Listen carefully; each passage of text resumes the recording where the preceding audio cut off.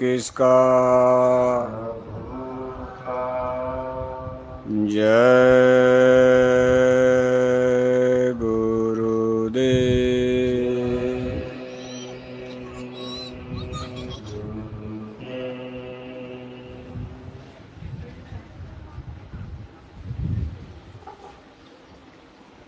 परम पूज्य स्वामी जी महाराज, हमारी संस्था के प्रमुख, संस्था अध्यक्ष,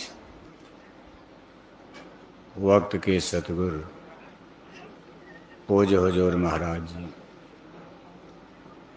आज के इस सत्संग समारोह में भाग ले रहे सभी सम्मानित सत्संग धर्म प्रेमी भाई बहनों, प्यारे बच्चों,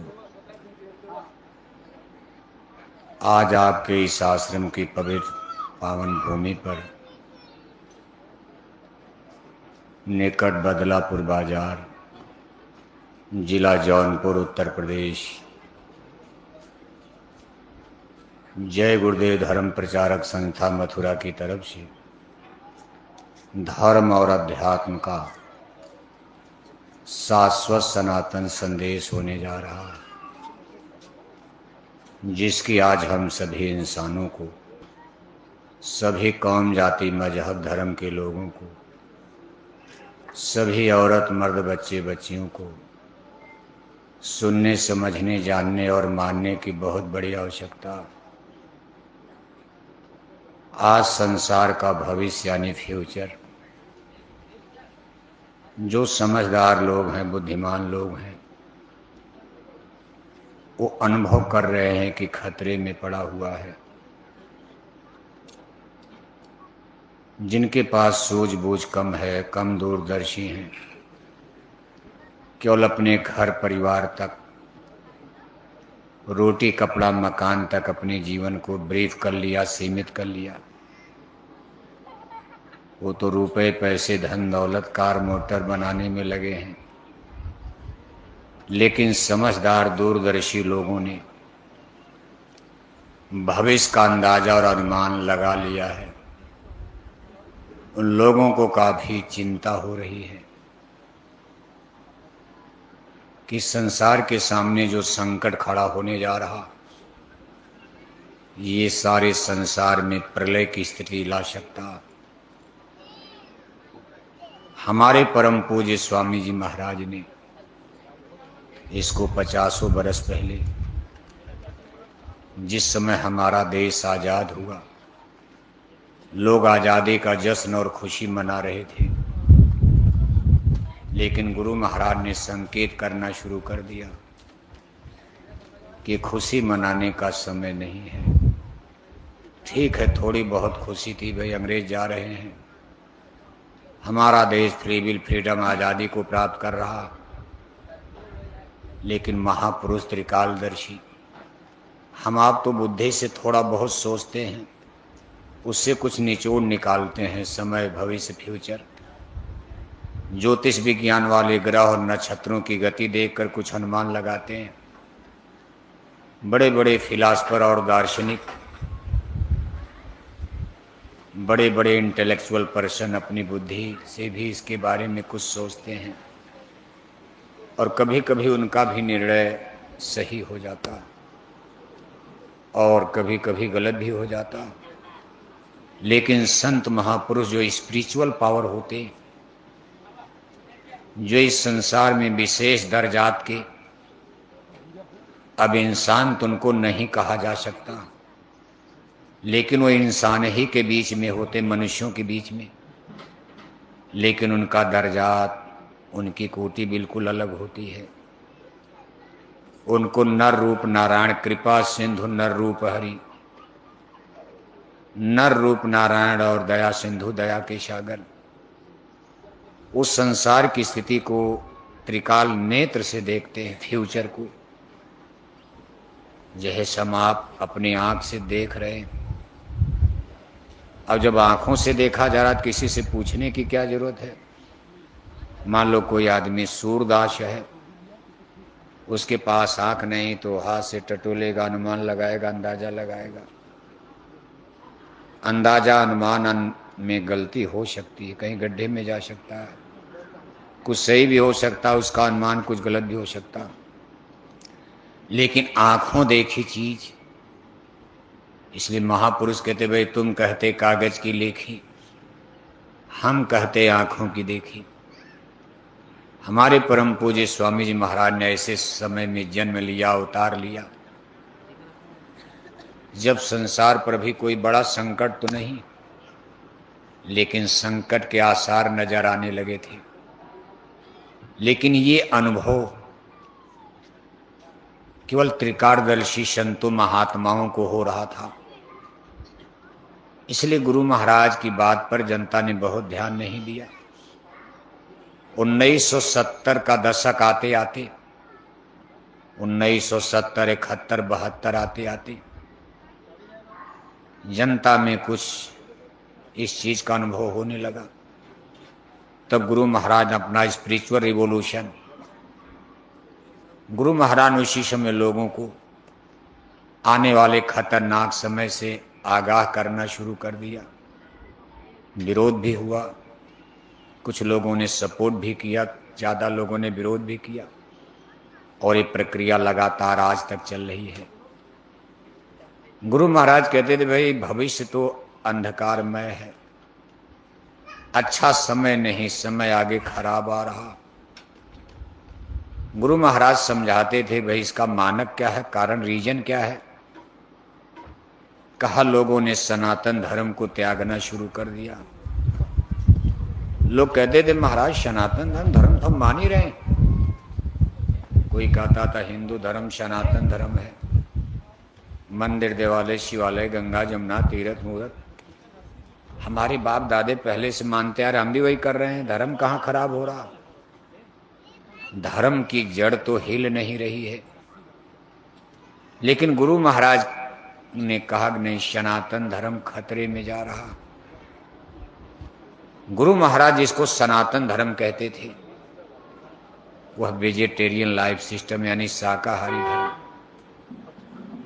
यही बात जनता में विशेषकर हिंदू जनमान, चूंकि भारत हिंदुओं का देश है, आपके जौनपुर जिले में मालूम मुसलमान भाई भी बहुत रहते हैं, लेकिन सबसे बड़ी मेजॉरिटी, सबसे बड़ा बहुमत हिंदुओं का है।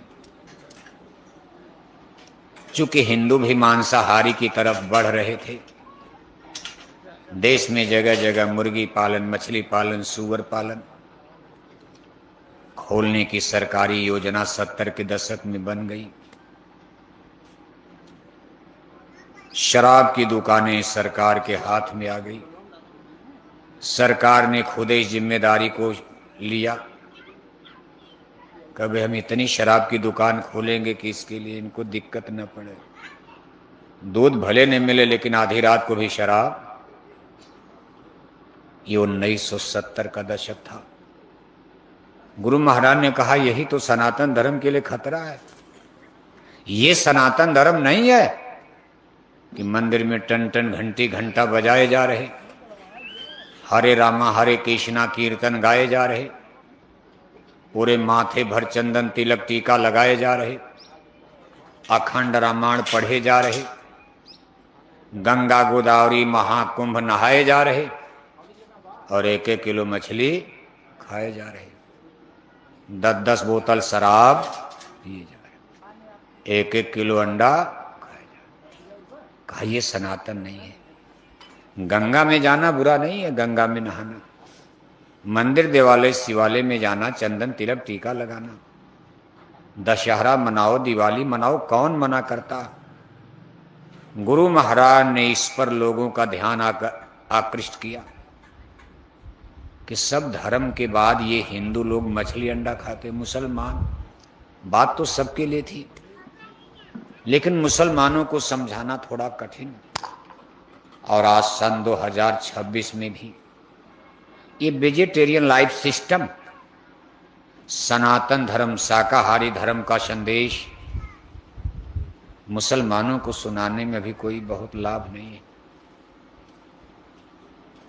अभी जौनपुर के मुसलमानों को सनातन धर्म का संदेश, शाकाहारी धर्म का संदेश सुनाने में 8 या 9 बरस के बाद समय आएगा। कै बरस? जोर से बोलो। 8 या 9 बरस। आप कहोगे बाबा तब तक तो प्रचार करते करते हम लोग मर ही जाएंगे। मान लो कोई मर जाएगा तो क्या आसमान टपक जाएगा? राम चले गए, कृष्ण चले गए, दुनिया चल रही है। पकड़ो पकड़ो इसको, पकड़ो।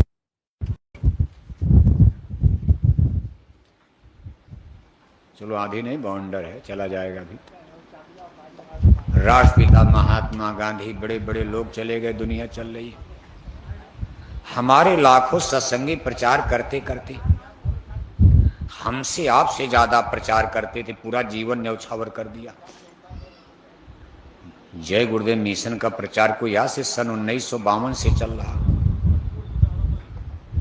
1952 से जोड़ोगे आप तो करीब 73-74 बरस का समय गुजर गया।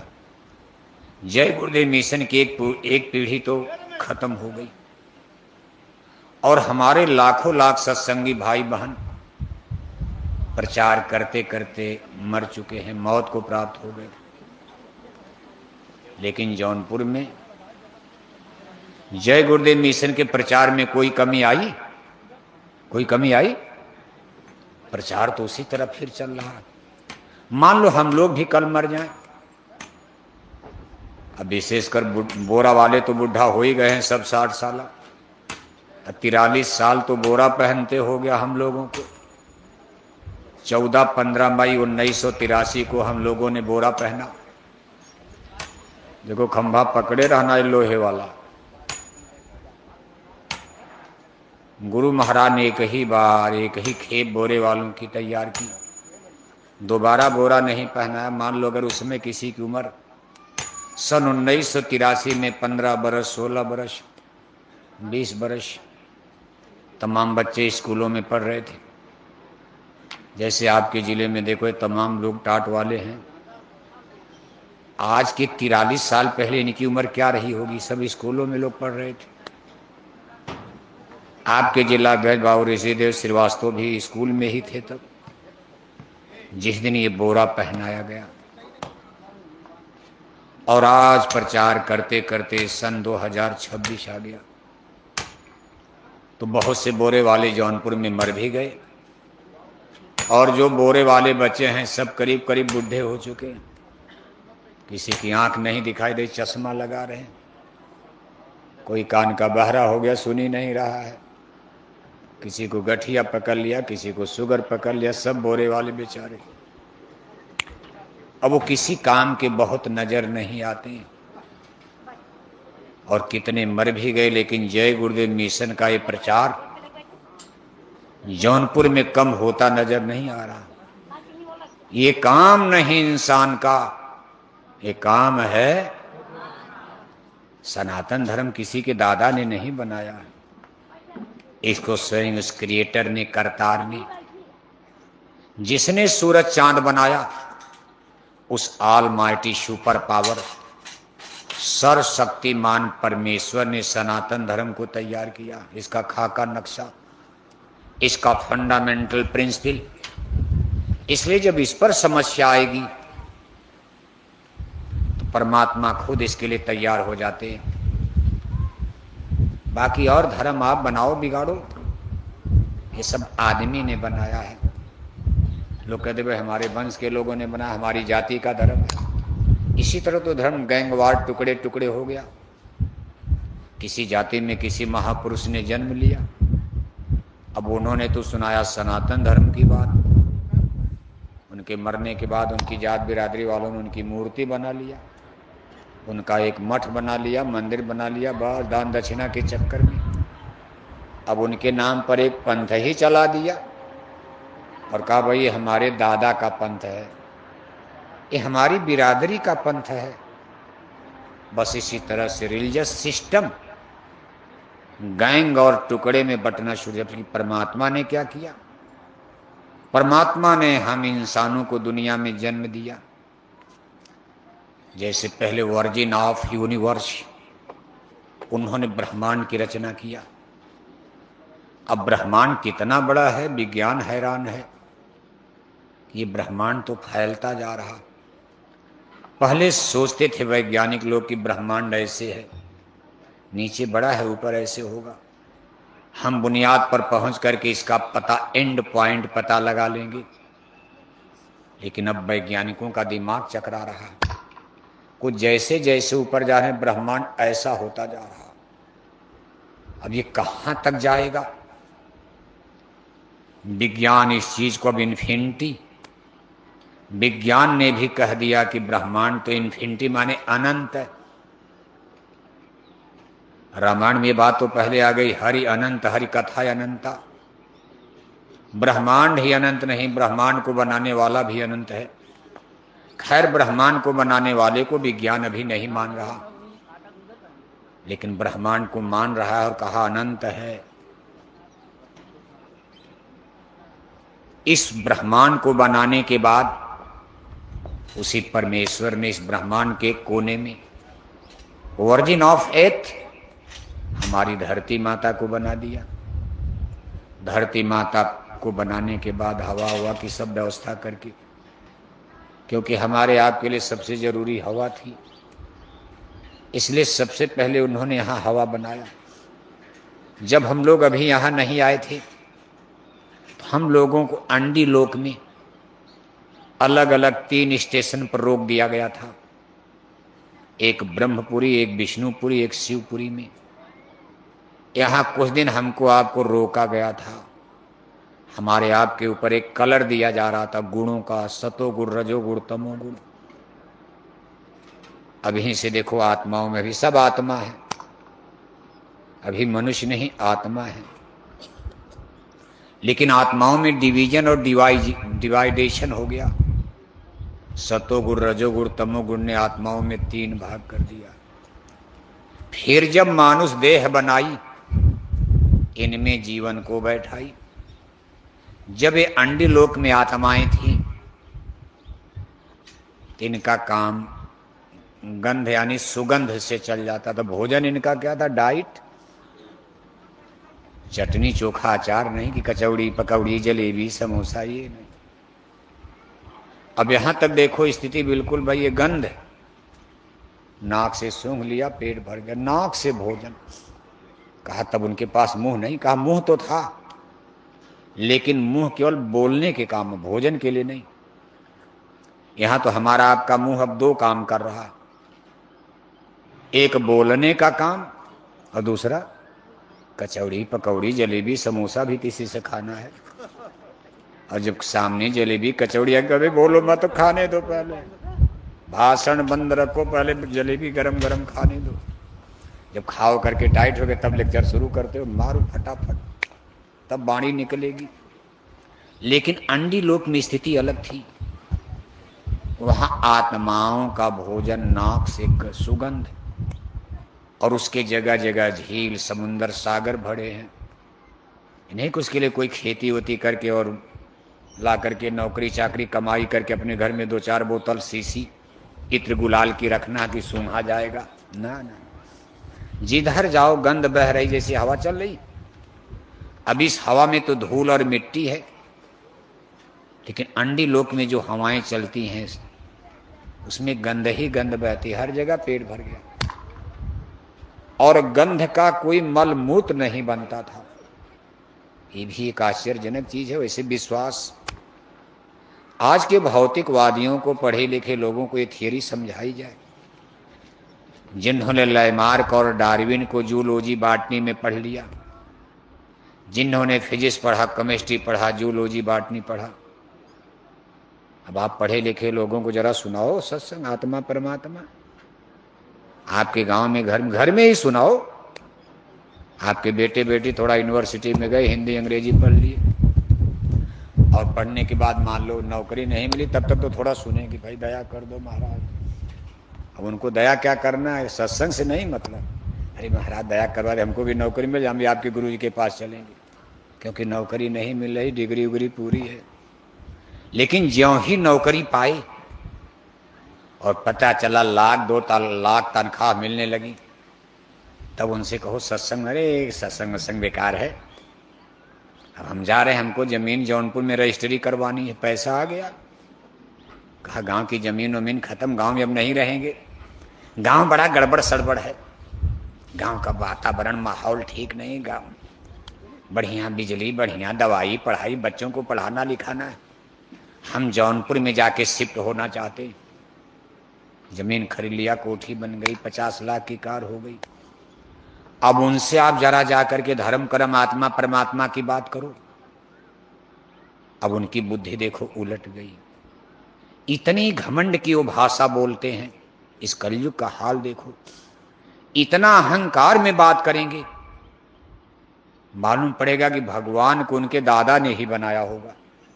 कहा हम नहीं थे, हमारे दादा ने भगवान बना दिया। कहे सूरज चांद किसने बना दिया? अरे कहा हमारे परदादा ने बना दिया होगा। वो आत्मा परमात्मा को मानने को तैयार है। एक प्राइमरी का मास्टर, उसको भी बढ़िया रुपया पैसा तनख्वाह मिलने लगे, उसका भी घमंड देखो जरा आप।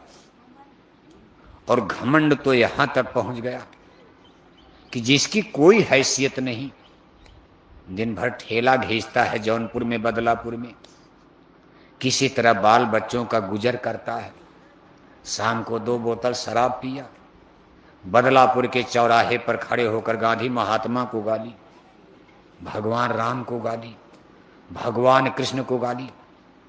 प्रधानमंत्री मुख्यमंत्री की बात छोड़ो, उनको तो गाली देता ही है, कोई क्या करेगा प्रजातंत्र में।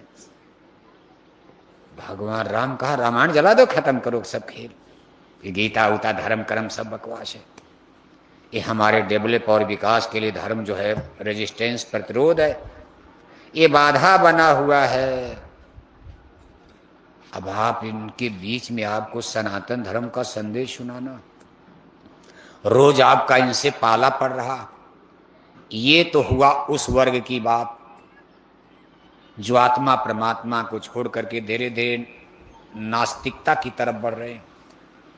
दूसरा जो हमारा समाज, हम हिंदू समाज की बात कर रहे हैं, अभी मुसलमानों को सुनाने का समय, मुसलमानों को भी आप, अभी तो जौनपुर के हिंदुओं को सुनाया जा रहा,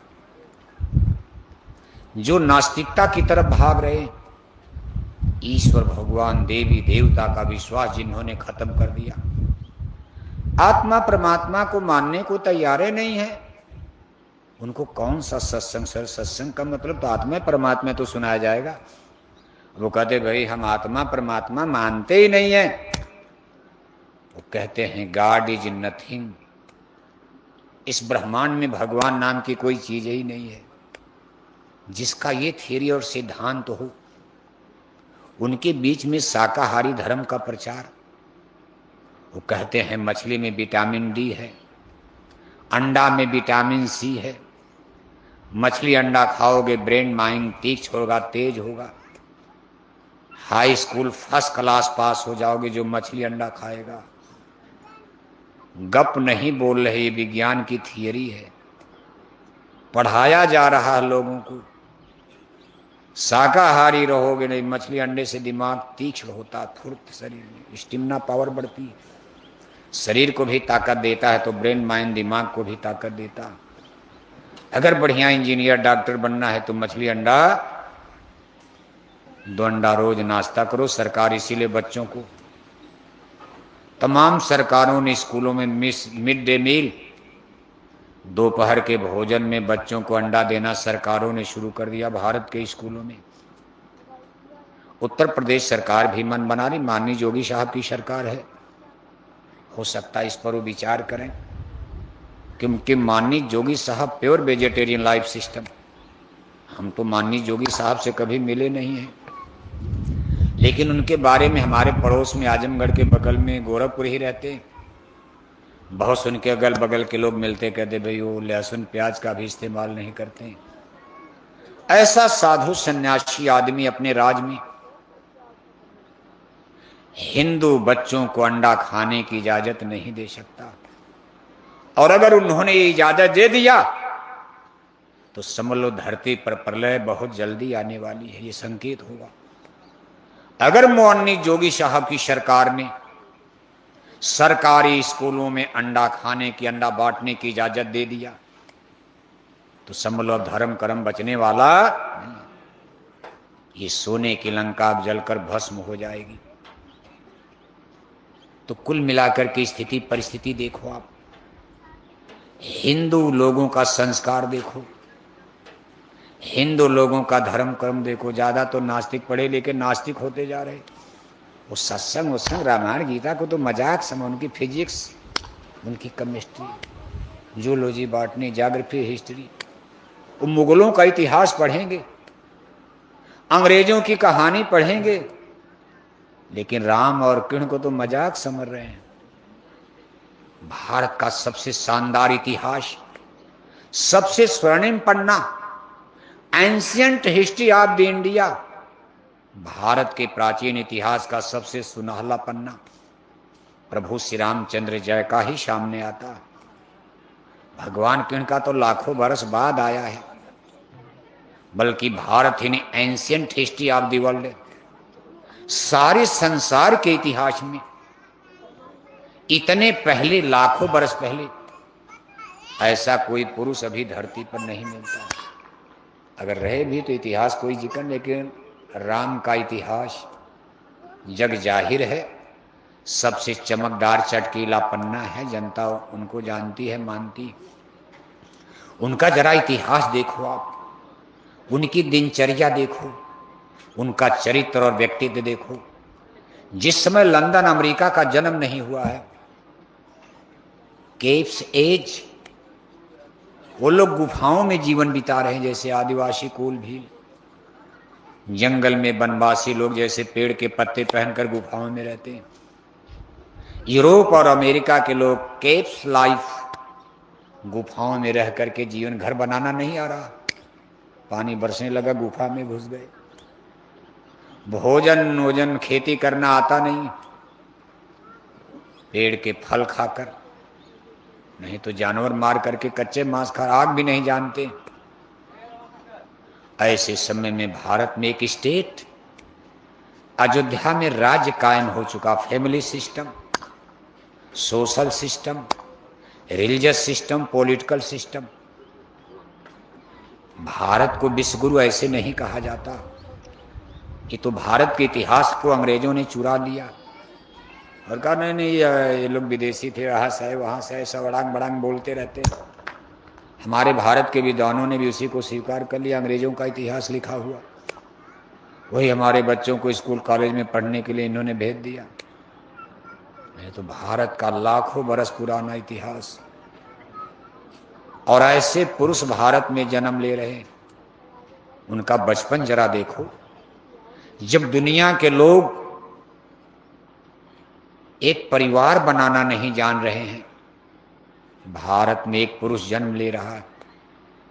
प्रातः काल उठ के रघुनाथा, मात पिता गुरु नामे माथा।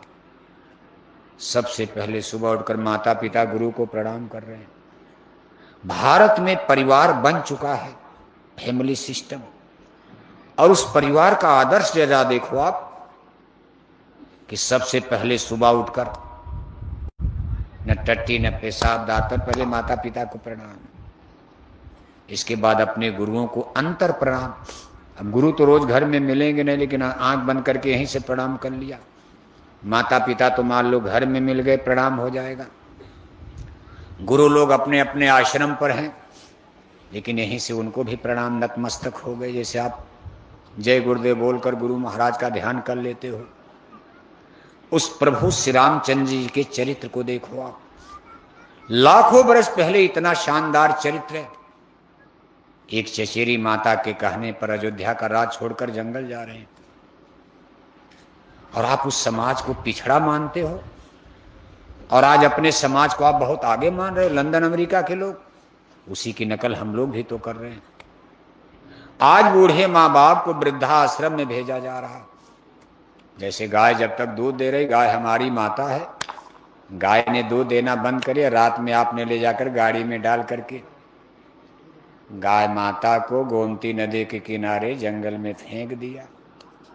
कोई भाला मार रहा, कोई गणासी मार रहा, कोई तीर मार रहा, कोई गाय। इसी तरह से माँ बाप आज बुढ़ापे में चारपाई पर हैं, दवाई देना है, उनकी टट्टी पेशाब उठाना है, लोगों ने वृद्धाश्रम में डाल दो। लेकिन राम का चरित्र देखो, एक चचेरी माता के कहने पर अयोध्या का राज छोड़कर जंगल जा रहे हैं। आज के जमाने में आप देखो, किसी आदमी को लाख कहो आप अपने जौनपुर जिले में नेताओं से कहो महाराज बहुत बार आप एमपी एमएलए बन गए, ठीक है दूसरी बिरादरी को नहीं, अपने ही बिरादरी के लोगों को।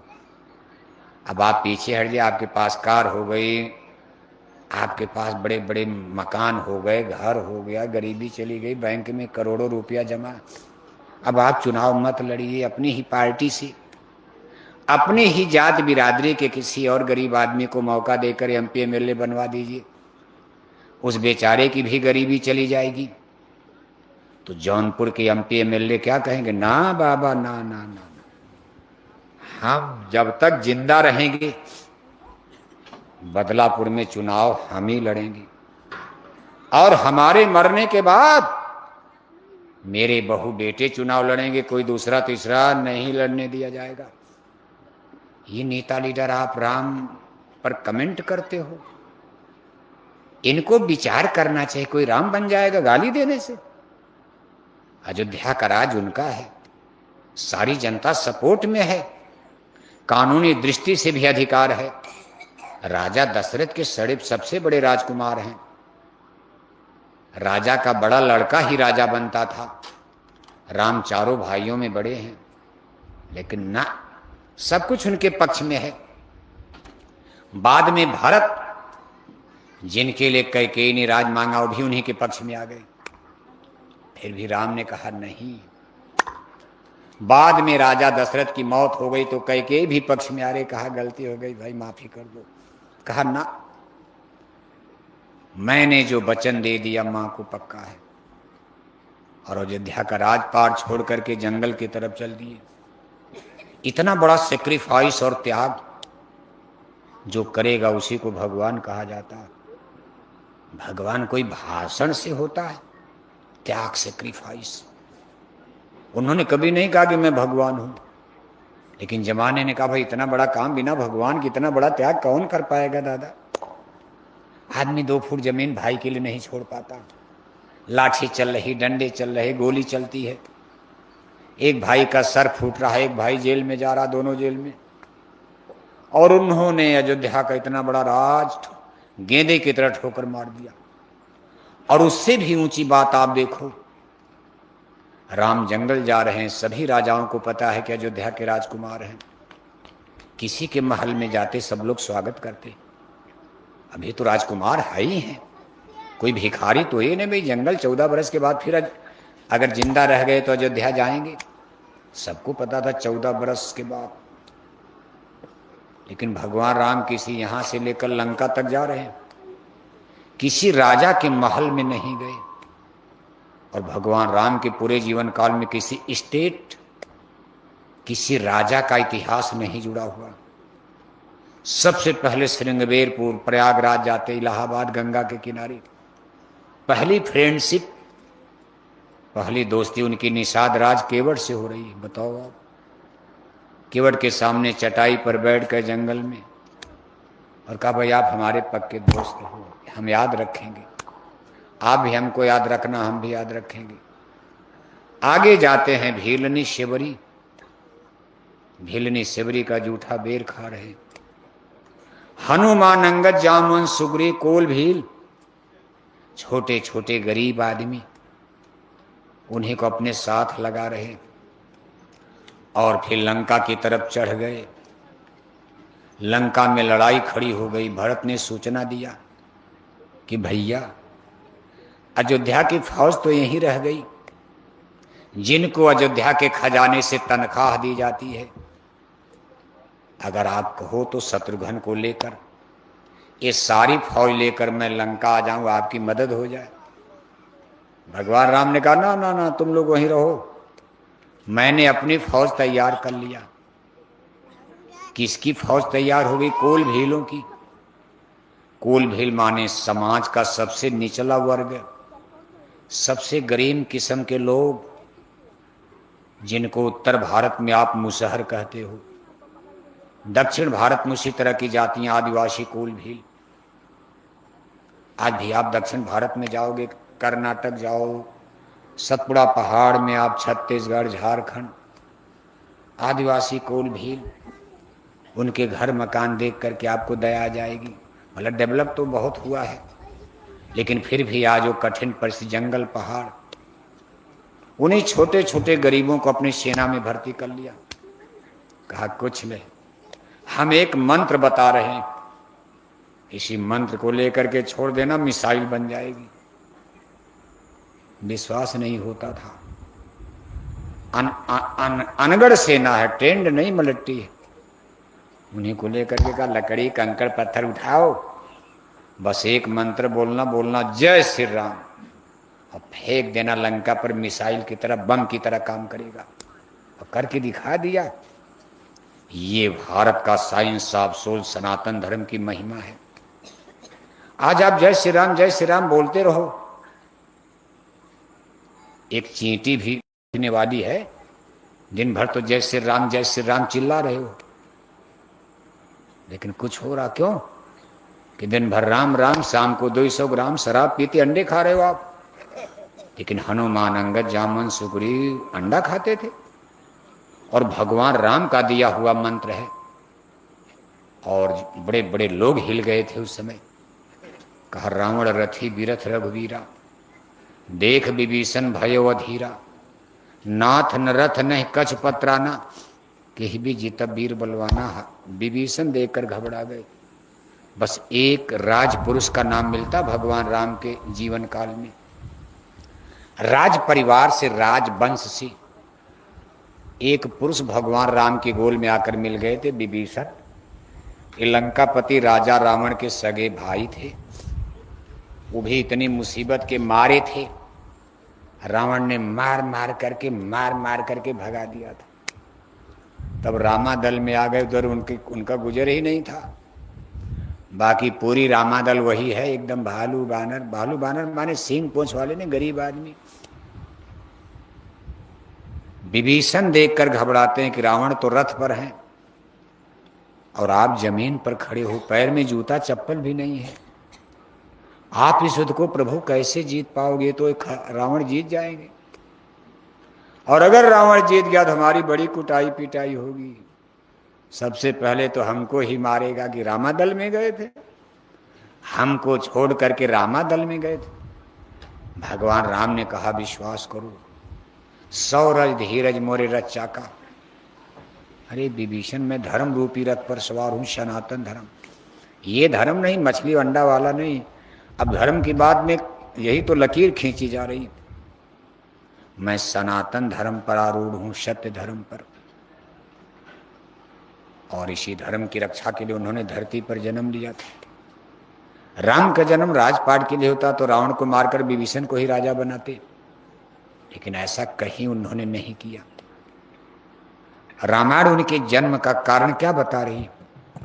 जब जब होई धर्म की हानि, बाढ़ें असुर महाअभिमानी, करें अनीति जाई ना बरनी, सीधे विप्रधेन सुरदरनी, बाढ़ें खल बहु चोर जुआरा, जे लंपट पर धन पर दारा, मान हिमात पिता नहीं देवा, साधुन ते करवावें सेवा, करें मोह बह द्रोह परावा, राम कथा सत्संग न भावा, जेह जेह देश धेन दुज पावें, नगर गांव पुर आग लगावें, जेह विध होई धर्म निर्मूला, सो सब करें वेद प्रतिकूला, जिनके यह चरण भवानी, ते निश्चर समझानो प्राणी, तब तब धर प्रभ मनुष्य शरीरा, हरे कृपा निसज्जन पीरा, असुर मारि थापै सुरई, राखें नुसृत सेत, जग बिस्तर ही विसज्जस, राम जन्म का हेतु धर्म रक्षार्थ है।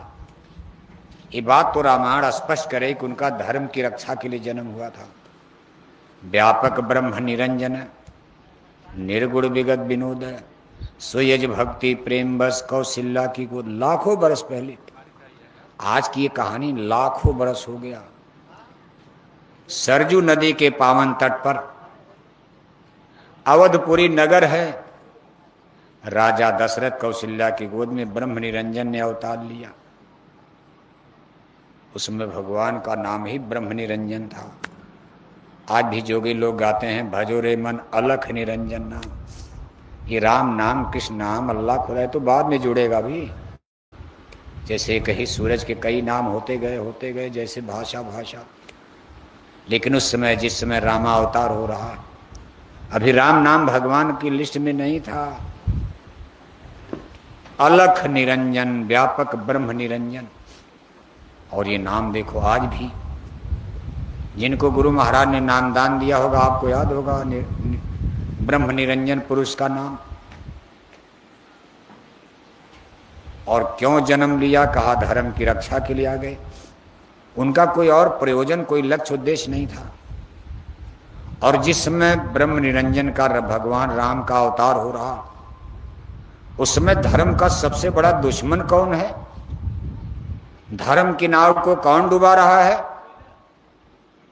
धर्म के लिए सबसे बड़ा खतरा किससे है? बोलो। अरे आगे इसीलिए बैठा है, कुछ तो बोलो। ये मशीन लगी जाएगा, बोलो, जोर से बोलो। हैं? अरे पढ़ लो, नहीं तो धर्म के नाम पर नेता लोग मरवा ही डालेंगे आपको।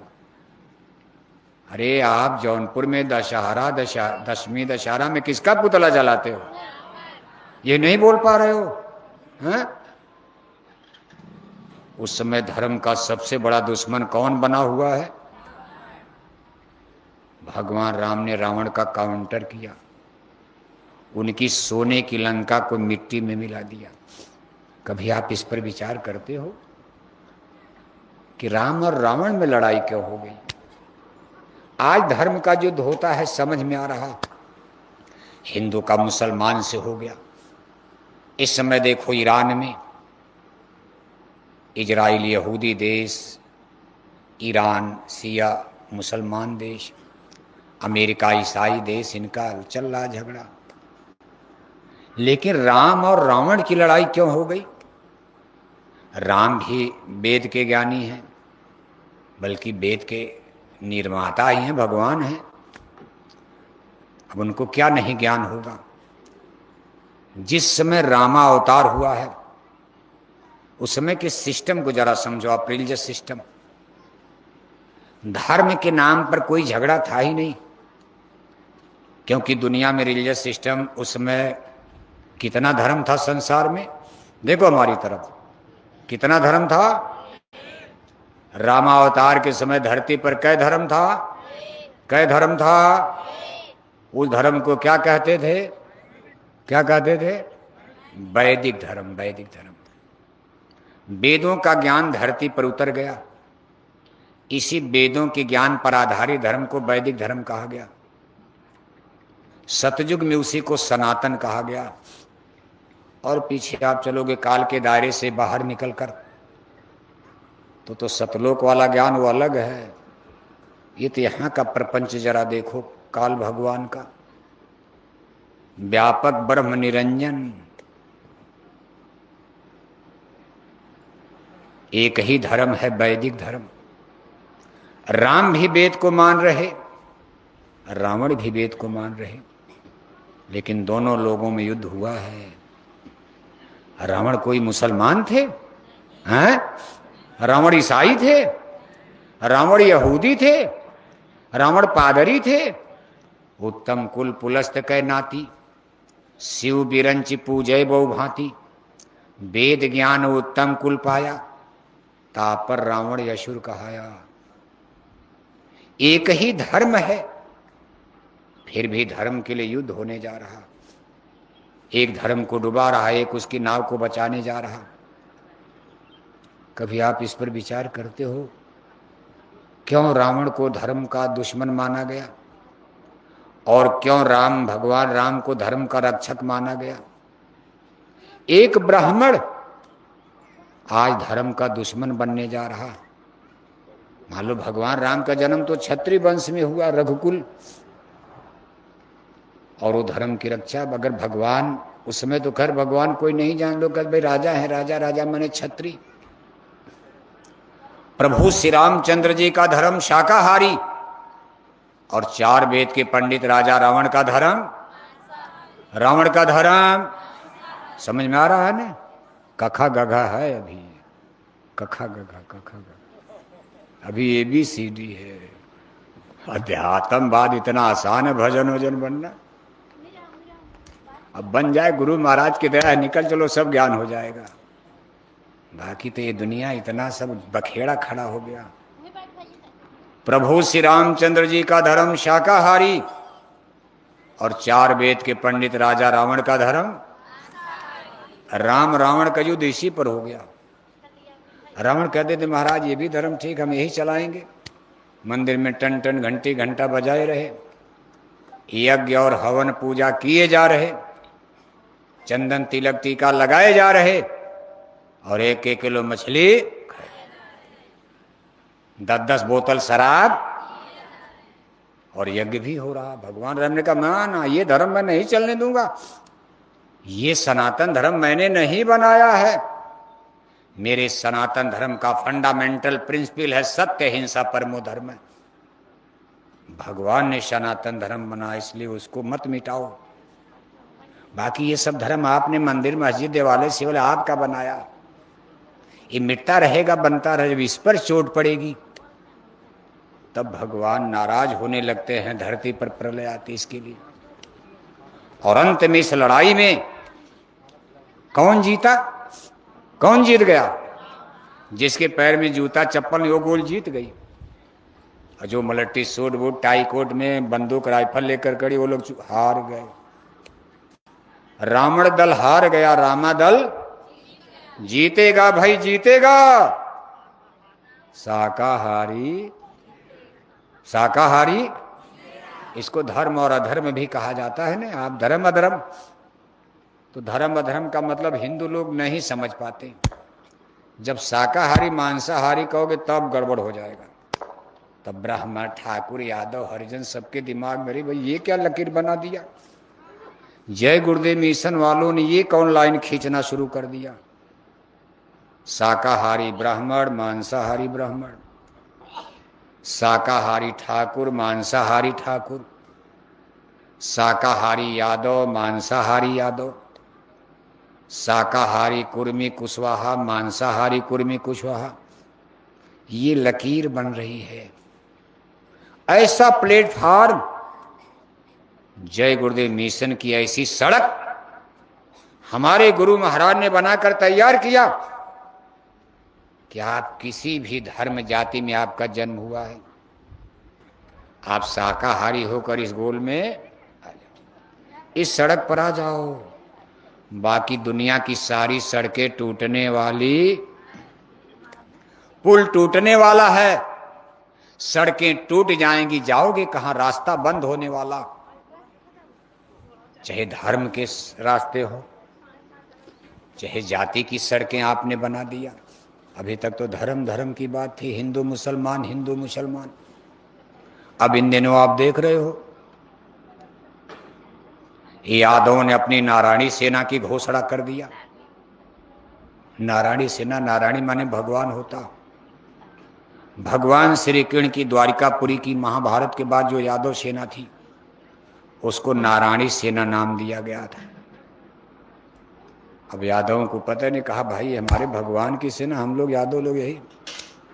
तो एक यादवों का एक संगठन नारायणी सेना। तब ठाकुरों ने राजस्थान में अपनी करणी सेना बना दिया। कहा हम राजपूतों की सेना करणी सेना। जैसे फौज में ब्रिगेड बनती, jar regiment, Gorkha regiment, Rajput regiment.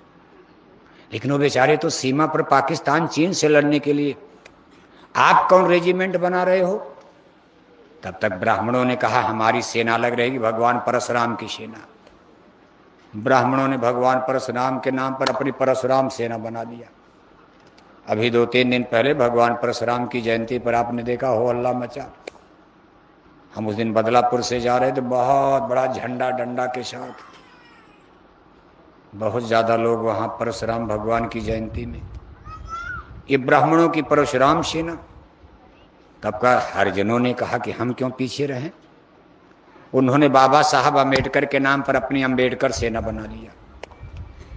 और जातियों के लोग भी सोच रहे हैं अब जिनकी संख्या कम बेचारे सोते भाई हम इस आफत में कहाँ जाएंगे, बनाकर भी क्या करेंगे, चलो किसी से अटैच हो लिया जाएगा, क्योंकि हमारी संख्या कम, कोई री वहां लोहार क्या करेंगे बेचारे। लेकिन प्रयास सबका है, मौर्य भी बना रहे हैं, चंद्रगुप्त मौर्य की सेना, अशोक सेना, मौर्य वंश का राज था ना, चंद्रगुप्त मौर्य अशोक सम्राट, वो भी बना सकते हैं। और बनाने में किसी को कोई रोक सकता प्रजातंत्र में। लेकिन इसका अंजाम क्या होगा?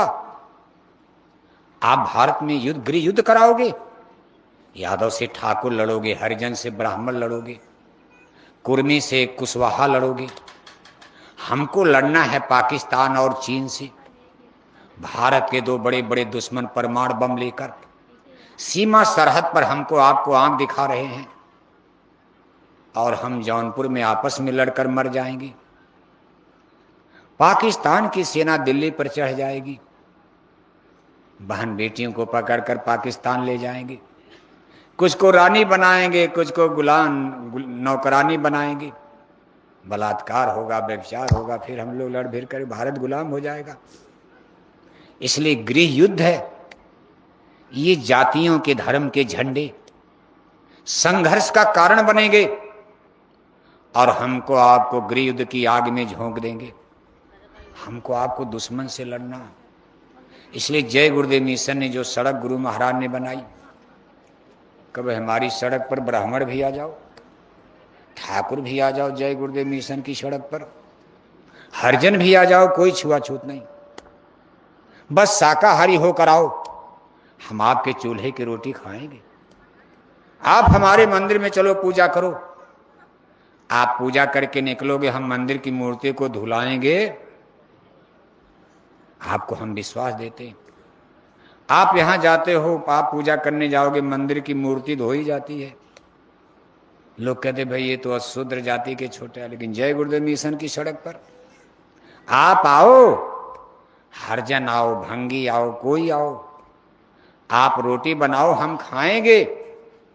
लेकिन शर्त क्या है? सनातन धर्म माने शाकाहारी धर्म। शाकाहारी बनकर जय गुरुदेव मिशन की सड़क पर आओ, सुरक्षा है। और इसी सड़क पर आगे विश्व को एक राहत मिलेगी। जो इस सड़क पर समय के पहले आ जाएगा, उसकी आने वाले खराब समय में रक्षा हो जाएगी। बाकी इसी तरह जाति धर्म के झगड़े में मारे जाओगे, नष्ट हो जाएगा संसार, विनष्ट होने वाली है दुनिया। अभी आपने ईश्वर का खेल देखा नहीं, काल चक्र कैसे सबको घेरता। महाभारत की गाथा से देखो आप, लाखों बरस बीत जाने के बाद एक बार फिर सनातन धर्म की नाव डगमगाने लगी। मालूम पड़ा सच्चा धर्म खत्म हो जाएगा। तब जदुवंश कृष्ण अवतारा, हुई हैं हरन धरन अखबारा, सगे मामा कंस की जेल में मथुरा में, जदकुल में जदुवंश में योगेश्वर श्री किरण जी महाराज ने अवतार लिया। नंद बाबा के यहाँ चले गए, गाय चराने की ड्यूटी लग गई। जब रामा अवतार में आए थे तब राजा के घर में आए थे। गुरगिर पढ़न गए रघुराई, अल्पकाल विद्या सब पाई। लेकिन आज एक ऐसे घर में उनका जन्म हो रहा है जहां गाय का दूध निकालना, गाय का चराना। नंद बाबा कोई राजा तो थे, स्टेट तो था नहीं, स्टेट तो महाराज कंस के पास था। ये नंद बाबा तो उनके एक तरह से छोटे जमींदार थे। गाय भी महाराज कंस ने ही दिया था इन लोगों को। अब उसी गाय को चराने की ड्यूटी लग गई। 8 पहर बंसी बट भटके, सुबह कुछ खाए पिए, टिफिन भर लिया, जंगल चल दिए। शाम को लौटना, दिन भर जंगल में रहना। छोटे छोटे बच्चे हैं, सबके साथ समय बिताना। कैसे बीतेगा? नाचना गाना, जैसे आपने भी बचपन में अगर कहीं ये चरवाही किया होगा तो बच्चे तमाम खेल, नाचना गाना, यही सब किसी तरह समय बिताए। 2-4 घंटे जंगल में रहना गाय भैंस लेकर, अब ग्वाल बालों के साथ वहीं नाचना गाना। नंदगांव बरसाना की गोपिकाएं दूध दही मक्खन लेकर मथुरा बेचने जाती थी। देखा ग्वाल बाल खूब नाच रहे हैं। गोपिकाओं ने कहा चलो कुछ आराम कर लिया जाए। अपनी मटकी अपना बोझा उतार दिया, कहा नाच भी देख लिया जाए, कुछ आराम हो जाएगा। महीना 2 महीना 6 महीना बीता। गोपिकाओं ने कहा भाई नाच तो सब ग्वाला बढ़िया नाचते हैं, लेकिन ये ग्वाला बहुत अच्छा नाचता जिसका नाम कान्हा है। क्या नाम है? अब उनको क्या पता कान्हा नहीं भगवान है, कौन जानता था भगवान है। उन्हीं ग्वाल बालों के बीच में इतनी बड़ी शक्ति छिपी है, कोई नहीं जानता था। उनको अपना समय बिताना था नाचते गाते। जब तक समय नहीं आ जाएगा नाचने गाने में, दूध दही मक्खन भी चुरा कर खाने में समय गुजार दिया। वो तो बाद में जोगी पुरुषों ने अंतर्दृष्टि से देखा। जब साधना में जाकर अंडी लोक ब्रह्मांडी लोक में उनको ऊपर से पता चला कि ब्रह्म निरंजन तो धरती पर चले गए हैं और वहां ग्वाल गालों के बीच में गाय चरा रहे। वो लोग लिख कर किताब में चले गए। कहा शेष महेश गणेश दिनेश सुरेश हो जाहि निरंतर गाँव, जाहि अनादि अनंत अखंड, अछेद अभेद सुवेद बतावें, नारद से सुख व्यास रटें, पचिहारे तव पुनि पार न पावें, और ताहि अहीर के छो हरिया, छछिया भर छाछ पर नाच नचावें। शेष शारदा नारद सुखदेव बड़े बड़े ऋषि मुनि ज्ञानी ज्ञानी जंगल में हड्डी गला के तपस्या करते करते थक गए। जिस ब्रह्म का भेद नहीं जान पाए, आज नंदगांव बरसाना की यादव कन्याएं 1 गिलास छाछ माने मट्ठा, दही दूध नहीं मट्ठा, 1 गिलास मट्ठा पर उनको नचा रही है। कान्हा नाच दो 1 गिलास मट्ठा पिला देंगे। अब कान्हा भी गजब के थे, एक हाथ सर पर रखा, एक हाथ कमर पर रखा, एक पैर पर खड़े होकर 1 घंटा नाच रहे हैं। किसके लिए? 1 गिलास मट्ठे के लिए। क्या भगवान को मट्ठे की कमी है? संसार का क्रिएटर करतार, इसी को भगवान कहा जाता। नहीं समझ पाता है कोई। वो सूट बूट टाई कोट में 10 बंदूक आगे 10 बंदूक पीछे, तब तो कोई मिल पाएगा? सेबरी से मिलना, उनको सेबरी का जूठा बेर खाना है, इतिहास बनाना है। अयोध्या के महल में रहेंगे, सेबरी पहुंच पाएगी? बॉडीगार्ड मार के भगा देंगे। इसी को भगवान कहा। जब राजा बनना होगा दिखाएंगे अपना खेल। अभी तो छोटे छोटे गरीबों से मिलना है, जो सब जीवें उनकी हैं, गरीब उनके, अमीर उनके, सब उनके। इसी को भगवान कहते सिया राम मैं सब जग जानी, जात पात पूछे नहीं कोई, हर के भजे सो हर के। उनको गोपिकाओं को भी देखना है, राजाओं से भी निपटेंगे। लेकिन अभी तो देखो भक्ति का खेल चल रहा है, गोपिकाएं नाच गान। लेकिन जब समय आ गया तो जिन हाथों में बंसी थी, बांसुरी बजाते थे, फेंक दिया। उन हाथों में चक्र सुदर्शन आ गया। नाचना गाना छूट गया, गाय का चराना छूट गया। कुरुक्षेत्र मैदान में चक्र सुदर्शन लेकर खड़े हो गए। सखा अर्जुन बेचारे भी नहीं पहचान पाए हैं। अर्जुन भी सस्पेंस में कुछ नहीं समझ। अरे कहा केशव मैं नहीं लड़ूं, मोह में आ गए। अर्जुन मोह में आ गए, मुझे अपने दादा को मारना होगा। हे केशव अगर ये युद्ध में लड़ता हूं तो मुझको अपने पितामह भीष्म को मारना पड़ेगा, जो मेरे ग्रैंड फादर, मेरे पिता श्री राजा पांडु तो मर गए, हम लोग बच्चे थे। इसी पितामह ने हमको हस्तिनापुर में अपनी जंघा पर बैठाकर हमको दूध पिलाया, पाला पोसा बड़ा। कि आप कहते अपने दादा को मारो आप? हे केशव चाहे गद्दी मिले न मिले, मैं अपने दादा का वध नहीं कर सकता हूं। जिस गुरु द्रोणाचार्य ने मुझे दुनिया का सबसे बड़ा धनुर्धर, सबसे बड़ा ज्ञानशील बनाया, आप कहते इस गुरु को मारो? मेरे कुल गुरु कृपाचार्य जो मेरे महल में पूजा करने आते थे, यज्ञ करने, हम सब लोग उनका चरण छू करके अमृत पान करते थे। आप कह रहे इनको भी मारो? आखिरी युद्ध होगा तो ये सब लोग तो मारे जाएंगे, ये भी खड़े हैं रास्ते में, मेरे लिए बाधा ये भी तो बने हैं। एक केशव मैं नहीं, मैं नरक चला जाऊंगा ऐसा युद्ध करके। भगवान कहने का इतना दूर तक क्यों सोचने लगे? अरे अर्जुन, ये गद्दी का युद्ध ही नहीं रह गया, ये धर्म क्षेत्र कुरुक्षेत्र धर्म युद्ध खड़ा हो चुका। इसलिए मोह को त्यागो पार्थ। ये हस्तिनापुर की गद्दी कुर्सी से ऊपर का युद्ध है, धर्म रक्षार्थ है। लेकिन अर्जुन के कुछ पल्ले नहीं पड़ रहा। जब उन्होंने कहा इसीलिए मैंने भी जन्म लिया है, मेरी बहुत बड़ी भूमिका है अर्जुन, इसी धर्म की रक्षा के लिए मैंने जन्म लिया है।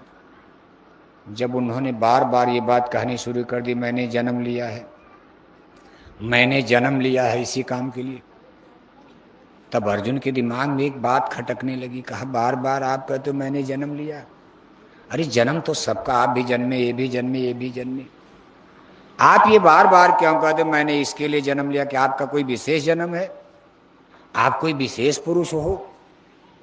तब भगवान किस मुस्कुराए, कहा हाँ यही बात है जो तुम समझ नहीं पा रहे हो, इतने दिन से मेरे साथ हो लेकिन नहीं समझ पाए।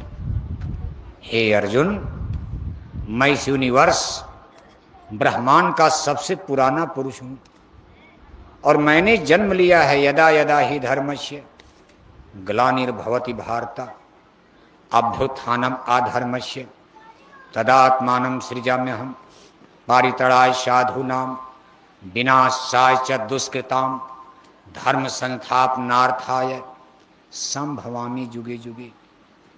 मैं हर युग में आता रहता हूं।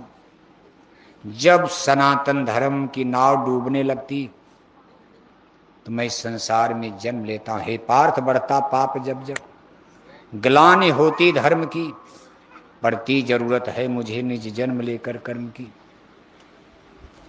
मैं इस ब्रह्मांड का सबसे पुराना पुरुष हूं। अर्जुन बेचारे और दुविधा में पड़ गए। कहा पुराना पुरुष का मतलब क्या होता है? अरे कहा पुराना पुरुष का मतलब कि सूरज मेरे सामने बना है, चंद्रमा को मैंने बनते देखा है, ये धरती पर्वत पहाड़ समंदर सब मेरे सामने बना। मैं जानता हूं कौन कौन मसाला इसमें लगाया गया और किस डाई सांचे से इसको कैसे कैसे बनाया गया, मैं जानता हूं। अर्जुन के मन में और दुविधा आ गई। कहा हमारी इनकी उम्र तो बराबर है, सूरज न जाने कब का बना हुआ और ये कह रहे हैं कि मैंने सूरज को बनते देखा है, चंद्रमा बनते देखा। अब वो सोच रहे, कुछ बोल नहीं रहे हैं, दुविधा में पड़ गए। भगवान के ने उनकी बाह को पकड़ा, झटका मारा। कहा पार्थ, शंका करते हो? अरे सच्ची बात तो है कि सूरज मैंने ही बनाया, ये चांद तारे धरती पर्वत पहाड़ समुद्र मैंने बनाया। मैं क्रिएटर हूं, करतार हूं, करता हूं।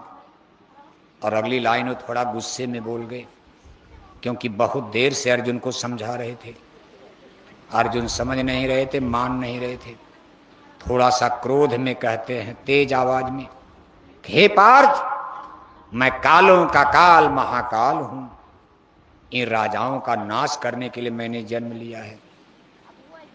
इस आवाज में इतनी कड़वाहट थी, तेज, अर्जुन कांप जाते। चरण भरे कहा केशव सत्य है, आप झूठ तो बोलोगे नहीं, लेकिन केशव ईमानदारी की बात है, ये बात मेरे गले के नीचे नहीं उतर रही। भगवान ऐसे होते हैं? वो बार बार भगवान की तरफ देख रहे हैं। देख तो रहे थे बहुत दिन से, साथ खाते थे, साथ सोते थे, मिलते जुलते, लेकिन तब रिश्तेदार के रूप में भगवान किरण की सगी बहन सुभद्रा की अर्जुन से शादी भी हुई थी।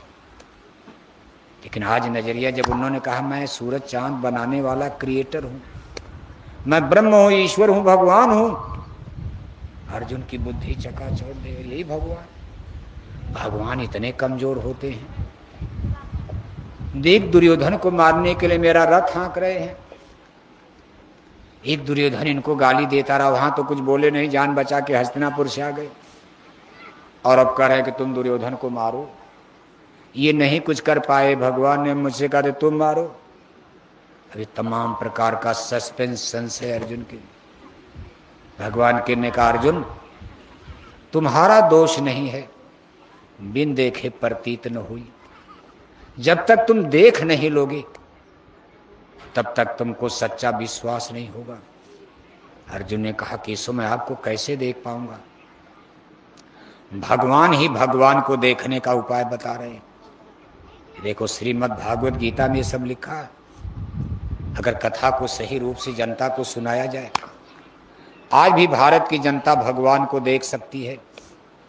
गीता का सच्चा ज्ञान मिल जाए, रामायण का सच्चा ज्ञान मिल जाए, तो भारत की जनता भगवान को देख सकती है। लेकिन अब आप ऐसी कथा सुनते, कुछ पता नहीं, मछली अंडा छोड़ते नहीं, वो बढ़ते जा रहा है। सही कथा बताने वाला कोई मिलता नहीं। भगवान भगवान को देखने का हम नहीं बता रहे। भगवान भगवान को देखने का उपाय 5000 साल पहले, ये महाभारत की कथा 5000 साल द्वापर का अंत और वहीं से कलयुग की शुरुआत होगी। 5000 साल पहले की कहानी है। कुरुक्षेत्र मैदान में हरियाणा में भगवान भगवान को देखने का अर्जुन को उपाय बता रहे हैं। और ये सब देखो गीता में लिखा। गीता संस्कृत का ग्रंथ, तब हिंदी थी नहीं। कहा ना तू माम सक्यसे द्रष्टुम ने न स्वचक्षुषा दिव्यम ददामि ते चक्षुम पश्चिमोगमैश्वरम अहम दिव्यम चक्षुम ददामि। हे पार्थ, इन दोनों आंखों से तुम मुझे नहीं देख सकते हो। ये जो शरीर में दो आंख, इसको चर्म चक्षु कहते हैं। इस चमड़े की आंख है। कई आंख है शरीर में? दो। इनको कहते हैं चर्म चक्षु। दोनों आंखों के बीच में जहां बिंदी तिलक टीका लगाया जाता, यहां हमारी स्पिरिट यानी आत्मा सिचुएटेड है। इस आत्मा की आंख को कहते हैं दिव्य चक्षु। अब अर्जुन के लिए नया शब्द था दिव्य चक्षु। कहा बिना दिव्य चक्षु के खुले मुझे नहीं कोई देख सकता। ये दिव्य चक्षु क्या होता है केशव? अरे कहा यहाँ आत्मा, आत्मा की आंख को दिव्य चक्षु कहते हैं। शरीर की आंख को कहते हैं चर्म चक्षु और आत्मा की आंख को कहते हैं दिव्य चक्षु। क्या कहते हैं? हाँ, दिव्य चक्षु। शरीर में चर्म चक्षु दो और आत्मा में दिव्य चक्षु क्या है? कितना है? देखो सिंगल सिंगल। अगर चरम चक्षु सिंगल हो जाए, एक आंख फूट जाए, तब क्या कहा जाएगा आपको? गांव में लोग क्या कहेंगे? चुटकी लेंगे ना, अरे देखो जा रहा है। और कहीं दोनों आंख फूट जाए तब कुछ देख पाओगे आप? और ये तीसरी आंख तो ऐसे भी नहीं दिखाई दे तो बंद है। ये तो उसी दिन बंद हो गई जिस दिन आपका जन्म हुआ। किसने बंद किया? माया ने। भूम परत भा ढाबर पानी और तिम जीवा ही माया लिपटा। जिस दिन जीव जगत में आया, माँ के गर्भ तक तो खुली थी, दिखाई दे रहा था, ज्योति का दर्शन हो रहा था। लेकिन जब धरती पर जन्म हुआ तो, क्योंकि माँ के गर्भ में सर नीचे पैर ऊपर और जीवात्मा ऊपर से आई है, लेकिन जब धरती पर तो उलट दिया, पैर नीचे कर दिया, सर, तो यहाँ कपाट लग गई, कपाट कपाट, और तुरंत दरवाजा बंद। बच्चा रोता कहाँ कहाँ कहाँ। भूम परत भा ढाबर पानी तिमि जीवा ही माया लिपटानी। तीसरी आंख तो उसी दिन बंद हो गई। और ये दोनों आंखें हैं, इससे आप जो देख रहे, लेकिन ये भगवान को नहीं देख सकती, चेतन को नहीं देख सकती। गो गोचर जहलो मन जाई सो सब माया जानो। ये माया और माया के समान पदार्थ ये चरम चक्षुओं से आप देख सकते हो। लेकिन देवी देवता ईश्वर भगवान स्वर्ग वैकुंठ को देखना तो आत्मा की आंख। अर्जुन ने कहा केशव यहाँ तो अंधेरा है, कहाँ आंख है? भगवान के ने कहा आंख है, लेकिन बंद हो गई है। लेकिन चिंता मत करो, मैं खोल दूंगा। अब भगवान है तो उनके लिए क्या असंभव का। बैठ जाओ रथ पर। रथ पर बैठाया, कहा बाहर की दोनों आंखें बंद कर लो और दोनों आंखों के बीच में मन बुद्धि चित्त का कंसंट्रेशन, माया और माया की बाजार से अपना ख्याल ध्यान, रुपए पैसे धन दौलत, बेटी बेटा नाती पोता कार मोटर, जरा उधर से हटा करके दोनों आंखों के बीच में कंसंट्रेट। अर्जुन जरा अपना मन यहाँ लगाओ तो ध्यान।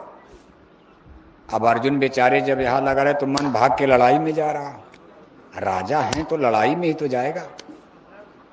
राजा का ध्यान कहाँ जाएगा? जिसको मिलिट्री में लड़ाई पूजा करेगा पाकिस्तान से, तब तक कल लड़ाई लड़ने कहो महाराज पुजारी भाई कल क्या होगा, बंदूक चलेगी। अब एक कई मिनट में तो युद्ध खड़ा होने वाला। अर्जुन का मन भाग करके लड़ाई में, घबरा करके आंख खोल देते, कहते केशव मेरा मन यहाँ रुकी नहीं तो लड़ाई में भाग रहा। सबके मन की यही हाल, आपका भी मन इसी तरह 20-20 साल 30-30 साल नामदान लिए हो गया। रोज 4 बजे उठकर 5 बजे मन घर में बैठकर चौकी बिस्तर पर क्यों जय गुरुदेव जय गुरुदेव जय गुरुदेव जय गुरुदेव जय गुरुदेव माला करते हो ना, और तब तक आपका ध्यान किचन में चला गया, रसोई घर में। जल्दी जल्दी माला करो, बच्चों को स्कूल जाना, पूरी परेठा बनाना, कहीं बस न छूट जाए, टिफिन भरना। खेती करने वालों का मन खेती में चला गया, ट्रैक्टर में डीजल नहीं है, जल्दी लाओ डीजल की कमी होने जा रही। दुकान करने वालों का मन दुकान में चला गया, नौकरी करने वालों का मन नौकरी में चला गया। कर में तो माला फिरे, मनुआ फिरे चहुओर। यही मन की उड़ान है। इसी को भगवान के ने कहा भाई इस मन को रोक लो। जिसने मन को रोक लिया उसका भजन बन गया, शब्द सुनाई देगा। और जब शब्द सुनाई देगा तो सूरत को पकड़कर शब्द ऊपर ले जाएगा, जैसे चुंबक लोहे को खींचता। सबसे बड़ा बाधा क्या है? क्या है? हाँ, मन। मन सबसे बड़ा बाधा क्या है? बेटा बेटी नहीं। बेटा बेटी छोड़कर जंगल चले जाओगे, मन रुक जाएगा। बहुत से लोग कहते नहीं हम शादी नहीं करेंगे, बेटा बेटी नहीं। और मन न रंगाए रंगाए जोगी, जंगल में गए और बुरा हाल हो गया। जिम्मेदारियां छोड़कर भाग जाओगे, इससे मन नहीं। मन को रोकना, अपनी सारी जिम्मेदारी घर में रखो, मन को रोक लो। रोकना तो मन को है, बेटा बेटी थोड़ा छोड़ना। भोजन नहीं छोड़ना है, कपड़ा नहीं छोड़ना। जितना छुड़ाना था गुरु महाराज ने छुड़ा दिया। मांसाहार आपने छोड़ दिया, गांजा शराब छोड़ दिया। अब थोड़ा सा गुरु महाराज ने कहा भाई भोजन थोड़ा सादा करना, कम खाना। कम खाना माने एकदम नहीं कि एकदम रोटी नहीं खाएंगे, थोड़ा रोटी कम खाए, नहीं कि नाक भर रोटी खा लिया। नाक तक बढ़िया सब्जी बन गई तो नाक तक दबा दिया, तब माला पूजा क्या बनेगा? गैस बन जाएगी। कचौड़ी पकौड़ी ज़्यादा खा लोगे, समोसा वमोसा। थोड़ा सत्संगी को अपना भोजन सादा, बाकी खाओ पियो। खवन दिया, पीवन दिया, हसन दिया, बच्चों मुक्ति पाई मुक्त। इतना सरल रास्ता संसार में कोई मिलेगा? घर परिवार में खेती दुकान दफ्तर करते बाल बच्चों में आपको मुक्ति मिल गई। इतना महान उत्तम रास्ता मिल गया, सहज जो गुरु दिया बताई, सूरज शब्द मारक लगवाई। अर्जुन घबरा करके आंख खोल देते, कहते केसो नहीं लग रहा। भगवान के ने कहा अच्छा एक बार और बंद करो तो आपकी अपनी योग शक्ति से मैं तुम्हारे मन को रोकूंगा।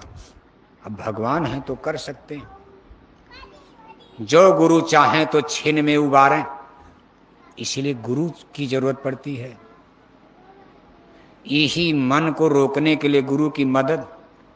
बाकी तो पूजा तो आप कर ही सकते हो, माला ध्यान भजन, लेकिन मन रोकना है इसमें सबसे बड़ी समस्या। बिना गुरु की दया के बड़ा बैरी ये मन घट में, इसी को जीतना कठिना। ये मन संस हमारा आपका सबसे बड़ा बैरी है, जन्म जन्म का बैरी है मन। करता सबकी ख्वारी, ऋषि मुनि को नाच नचावे। इसने ऋषि मुनियों को नंगा नाच नचा दिया। 5-5 हजार बरस तपस्या किए बेचारे, इसे मन ने ले जाकर गड्ढे में डाले। इसलिए गुरु कहा सदगुरु के पास जड़ी बूटी है इस मन को ठीक करने की। इसलिए बिना मेहर गुरु कुछ नहीं होगा। सुन प्यारे तू कर भक्ति। जो लोग गुरु का सहारा छोड़कर अपने से करोगे, कभी नहीं दिव्य दृष्टि, जिंदगी में मर जाओ। गुरु आदेश का पालन करोगे, 1 मिनट में काम। अर्जुन के बस का नहीं है साधना, लेकिन आज भगवान कृष्ण की कृपा हो गई। ज्यों ही आंख बंद किया मन को रोक दिया। भगवान है, रोक दिया, शक्ति है। ज्यों ही मन रुका अर्जुन का ब्रह्मांड खुल जाता। जैसे लकड़ी में छेद हो गया, दीवार टूट गई, उस पार सब दिखाई देने लगा। ऐसे अर्जुन देख रहे उस पार, जैसे यहाँ माथे में छेद हो गया, सामने स्वर्ग वैकुंठ देवी देवता ईश्वर भगवान, फिर भगवान श्री कृष्ण का चतुर्भुज रूप प्रकट हो रहा है, अपने मुंह को विस्तार दे रहे हैं। कौरव पांडव सब सेना उनके मुंह में मरी, अभी लड़ाई शुरू नहीं है और कौरव पांडव की सारी सेना उनके मुंह में मरी पड़ी है। लाखों लोग जन्म लेकर मर करके उनकी शरीर में समा रहे, लाखों लोग उनकी शरीर से निकल करके जन्म ले रहे। अर्जुन देख करके चरण पकड़ लेते हैं और स्तुति करने लगते हैं। अरे कहा त्वमेव माता च पिता त्वमेव, त्वमेव बंधु च सखा त्वमेव, त्वमेव विद्या द्रविड़म त्वमेव, त्वमेव सर्व मम देव देव। कहा केशव मैं इतना दिन से साल लेकिन समझ नहीं पाया, हे केशव आप क्या हो? भगवान कहने का अर्जुन देख रहे हो, मेरी शक्ति को तूने देखा? सब जन्म मुझे से पाते हैं, मरकर मुझ में ही समाते हैं। बल बुद्धि इन्हें मैं ही देता, सुंदर मानव तन भी देता, धन धाम इन्हें मैं देता हूँ, गुण ज्ञान इन्हें मैं देता हूँ। सब कुछ मुझसे ये पाते हैं, फिर अहंकार कर जाते हैं। कुछ तो रावण बन जाते हैं, कुछ दुर्योधन हो जाते हैं, ये घमंड की भाषा बोलने लगते हैं। देवी देवता ईश्वर भगवान साधु महात्मा सबको गाली देना। तब जन्म हमारा होता है, संदेश हमारा होता है, हम इन्हें बहुत समझाते हैं, सत धर्म का ज्ञान कराते हैं, फिर भी ये नहीं मानते, तब हम नाश इन्हें कर जाते हैं। हे अर्जुन मेरे धरती पर आने का कारण यही है कि जब ये देवी देवता ईश्वर भगवान सनातन पंथ को, सनातन सत्य मार्ग को मनुष्य भूल जाता और सबके अंदर घमंड ही घमंड है। अपने बूढ़े माँ बाप को कोई नहीं मान रहा, बहू अपनी सास को नहीं मान रही, बेटा माँ बाप को नहीं मान रहा, कोई अपने दादा को नहीं मान रहा, किसी बूढ़े बुजुर्ग का कोई सम्मान नहीं। मानव समाज बिल्कुल कलुषित हो जाता है, चारों तरफ बुराई ही बुराई, करप्शन, सुबह से लाकर शाम तक सब लोग बुरे कर्मों में ही लग जाते। इतना घमंड की भाषा, और ऊपर से घमंड करते हैं पैसे का, अपने कपड़े का, अपनी कोठी का, अपने 50 लाख की कार का, अपने बंदूक और बम का इनको घमंड हो जाता। ये हमको तो धीरे धीरे भूल ही जाते भगवान को। तब जन्म हमारा होता है, संदेश हमारा होता है, हम इन्हें बहुत समझाते हैं, गीता का ज्ञान सुनाते हैं, फिर भी ये नहीं मानते, तब हम नाश इन्हें कर जाते हैं। इसलिए अर्जुन अब सब काम तो हो चुका, यहाँ तक हो चुका, अब तो इनके नाश का मुहूर्त आ गया। मैंने भी समझा दिया हस्तिनापुर जाकर, जितने ऋषि मुनि आज इतने दिन से समझा रहे, लेकिन ये राजा मानने को तैयार नहीं। इसलिए अर्जुन अब तो इनके मरने का मुहूर्त आ चुका, युद्ध शुरू होने वाला है पार्थ। कुछ 1 घंटे बाद मर जाएंगे, कुछ शाम तक मर जाएंगे, कुछ कल मरने वाले हैं, कुछ परसों मरने वाले। ये युद्ध अब तब तक चलता रहेगा जब तक से राजा सब मर नहीं जाएं, तब तक के भी महाभारत की लड़ाई बंद होने वाली नहीं। और अर्जुन उसका मुहूर्त बिल्कुल करीब आ गया है। तुम लड़ोगे तब भी ये मारे जाएंगे, अगर तुम युद्ध छोड़ करके भाग गए अर्जुन तब भी ये राजा मारे जाएं। इसलिए तुम्हारा भला इसी में कुछ नाम हो जाएगा, तुम भगवान के काम में काम आ जाओगे। हे पार्थ ये काम नहीं इंसान का, ये काम है, ये भगवान का काम है, तुम्हारा नाम हो जाएगा। तुम नहीं जाओगे कोई और खड़ा हो जाएगा, किसी के द्वारा मैं काम करवा दूंगा। मैंने तो चक्ष दर्शन से सबको मार ही दिया है, काम तो मेरा है, तुम्हारे भरोसे नहीं है। तुमको यश मिलेगा, कीर्ति मिलेगी, दुनिया जय जयकार करेगी।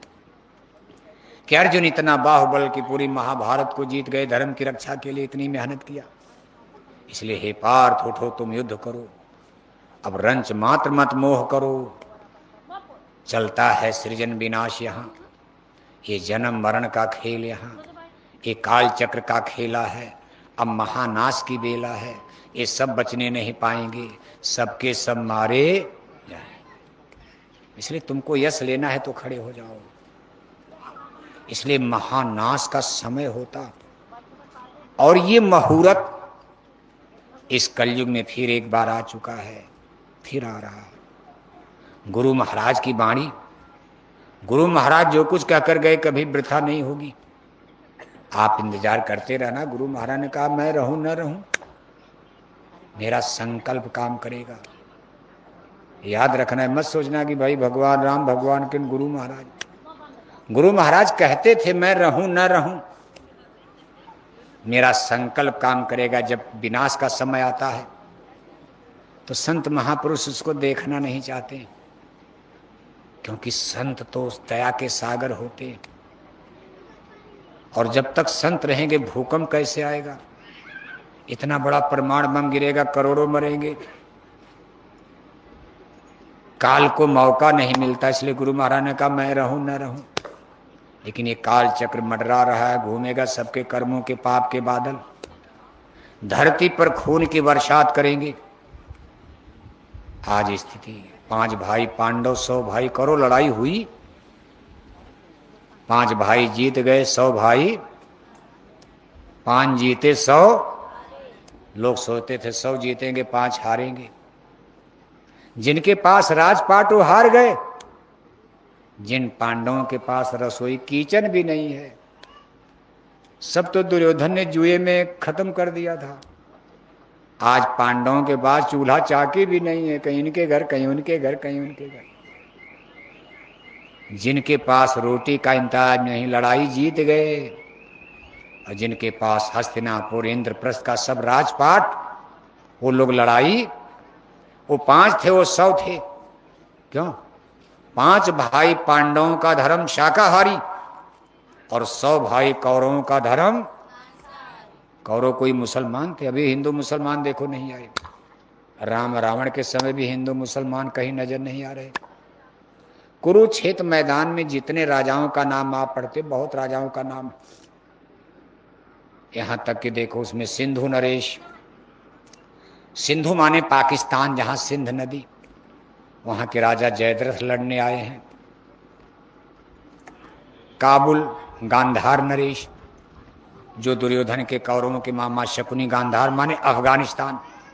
कैकेय राज, जहां की राजकुमारी कैकेयी और राजा दशरथ अयोध्या में शादी हुई, रानी बनकर आई, जिसको ईरान कहा जाता, जहां लड़ाई चले, कैकेय देश। आगे चलोगे बगदाद इराक, जिसको सुमेर देश कहा जाता। उसके और आगे चलो यूरोप यूनान रोम, जिसको यवन लोग, ये सब महाभारत में नाम मिलता। ये सब लोग भारत के नहीं, सब पूरे इसीलिए अखंड भारत की बात आती। जहां तक दुनिया में स्टेट था, सब राजा लड़ने अपनी अपनी टुकड़ी भेजे थे। कौरव दल की तरफ से ज्यादा लोग, पांडव दल की तरफ से कम लोग। इस सारे संसार का युद्ध देखो, तिब्बत जिसको चीन कहा जाता, वहां से भी लोग आए। बाकी और तमाम देशों में जहां बहुत पहाड़ वहाड़, वहां तक उनकी कोई मिलिट्री फौज, कोई स्टेट नहीं था। गुरु महाराज अपने सत्संग में सुनाए थे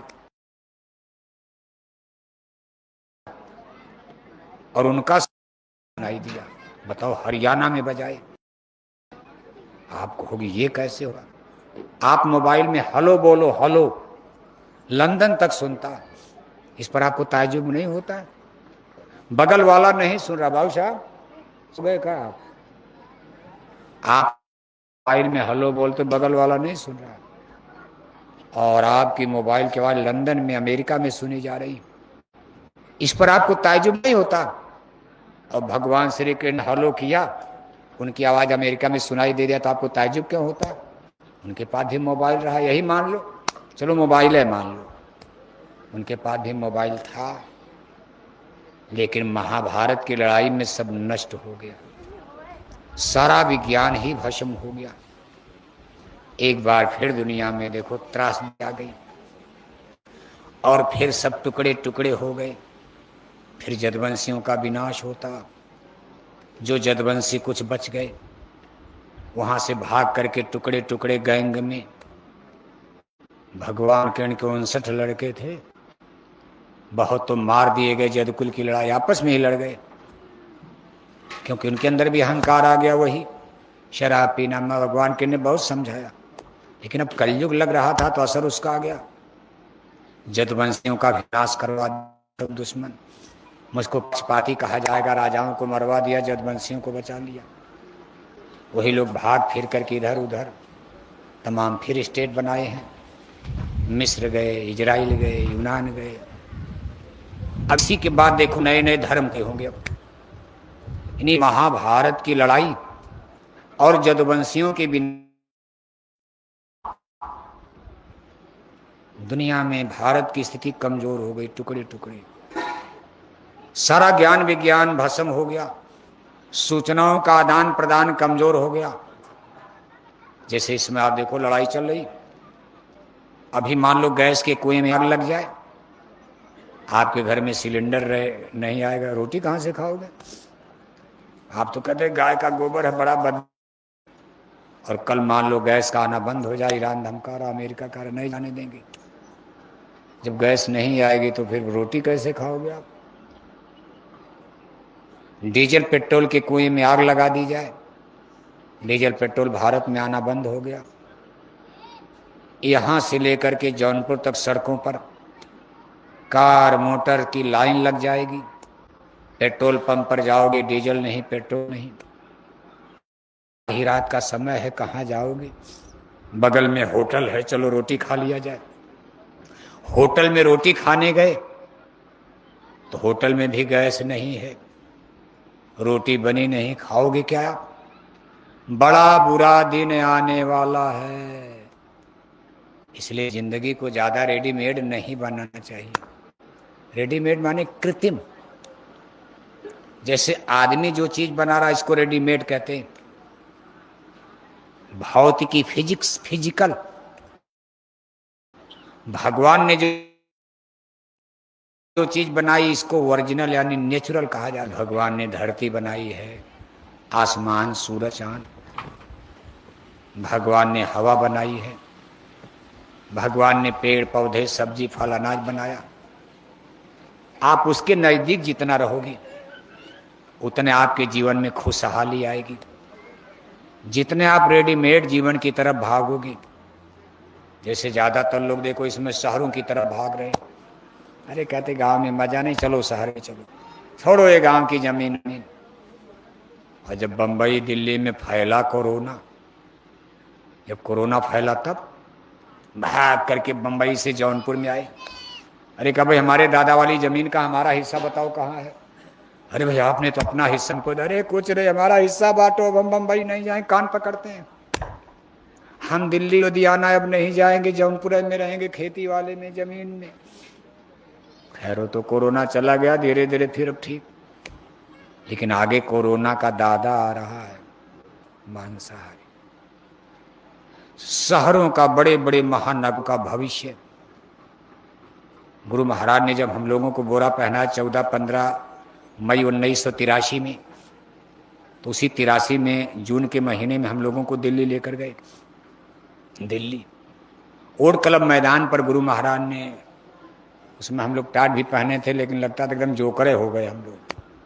तब ऐसे नहीं कि जैकेट कुर्ता पजामा आलफी पहना, वैसे कोई सिलता उल्टा था नहीं, जहाँ तहाँ सिला लिया, उसमें बाही वही नहीं थी, और नीचे पैजामा नहीं तो लंगोटी पहने थे, और यहाँ एकदम घुटने तक देखो, यहाँ नीचे तक आलफी जैसे साधु लोगों की होती। एक नया साधु, गिरुआ नीला पीला वाले साधु तो थे, लेकिन जब बोरे वाले साधु बने, जब गांव में गए तो कुत्ते भी भूखने लगे। कहा भाई कौन साधु आ गए? 1 महीने तक तो कुत्ते पहचान ही नहीं पाते थे हम लोगों को, गांव में देखकर भूखने लगते थे। धीरे धीरे कुत्ते भी समझ गए हमारे गांव का नहीं ये बोरा वाला साधु, गेरुआ वाला नहीं, बोरा वाला। और जनता भी तमाम कमेंट कंप्लेन, बोरे वालों ने बहुत जिल्लत झेली है। कितनों के स्कूल छूट गए, कॉलेज छूट गए, नौकरी छूट गई, लेकिन लोगों ने टाट बोरे को उतारा नहीं, कुर्बानी दिया। गुरु महाराज ने दिल्ली में जब ओड क्लब पर अपना सम्मेलन किया तो गुरु महाराज ने कहा था, बच्चा दिल्ली हमको उजड़ी उजड़ी नजर आती है 1983 में। अब मैं दिल्ली कभी नहीं आऊंगा, यानी इस तरह का कार्यक्रम में दिल्ली में अब कभी ना। वाकई गुरु महाराज खैर इस संसार से अलविदा कर गए, दोबारा दिल्ली नहीं गए, लेकिन याद रखना कह कर गए, दिल्ली मुझको उजड़ी उजड़ी नजर आती। आज जिस दिल्ली, नोएडा, गाजियाबाद में भीड़ मची है, आपको मालूम है शहरों का भविष्य। सबसे बड़ा खतरा शहरों के लिए बीमारियों का है। जहां ज्यादा आबादी उतना ज्यादा प्रदूषण। करोड़ों आदमी एक ही जगह टट्टी करेंगे, पेशाब करेंगे, पानी सड़ जाएगा, हवा जहरीली हो जाएगी, जलवायु प्रदूषण। और मान लो कोई बड़ी बीमारी अगर आ गई छुआछूत की, तो इसका सबसे बड़ा प्रकोप शहरों में पहले आएगा, शहरों पर असर होगा। इसलिए बड़ी बड़ी बीमारियों के लिए शहर खतरे में है। दूसरा भूकंप है, भूकंप। मान लो हम लोग यहाँ बैठे, अभी मान लो भूकंप तो कभी भी आ सकता, रात में आ जाए, दिन में आ जाए, पता भी नहीं चलता। आंधी उधी का तो थोड़ा पता चलता है, पानी बरसने गरज वरज होती। भूकंप आता है तो कुछ नहीं पता चलता। मान लो अभी आ जाए, हम लोग कूद कूद करके इधर उधर जान बच, कोई मरेगा यहाँ। लेकिन बड़े बड़े शहर जहाँ 50-50 मंजिला बिल्डिंग और एक बिल्डिंग दूसरे से सटी, कहाँ जाएंगे भागकर। गांव वाले तो गन्ने चने के खेत में भाग जाएंगे, उनके घर के पीछे खेत है, कूद जाएंगे कोठी से, टांग टूट जाएगी लेकिन जान बच जाएगी। लेकिन शहरों में भूकंप क्या खेल कर सकता। तीसरा बड़ा खतरनाक मामला परमाणु न्यूक्लियर वेपन्स का। जैसे दुनिया में देखो नगाड़े बज रहे, डरलू थे तीसरे विश्व युद्ध का।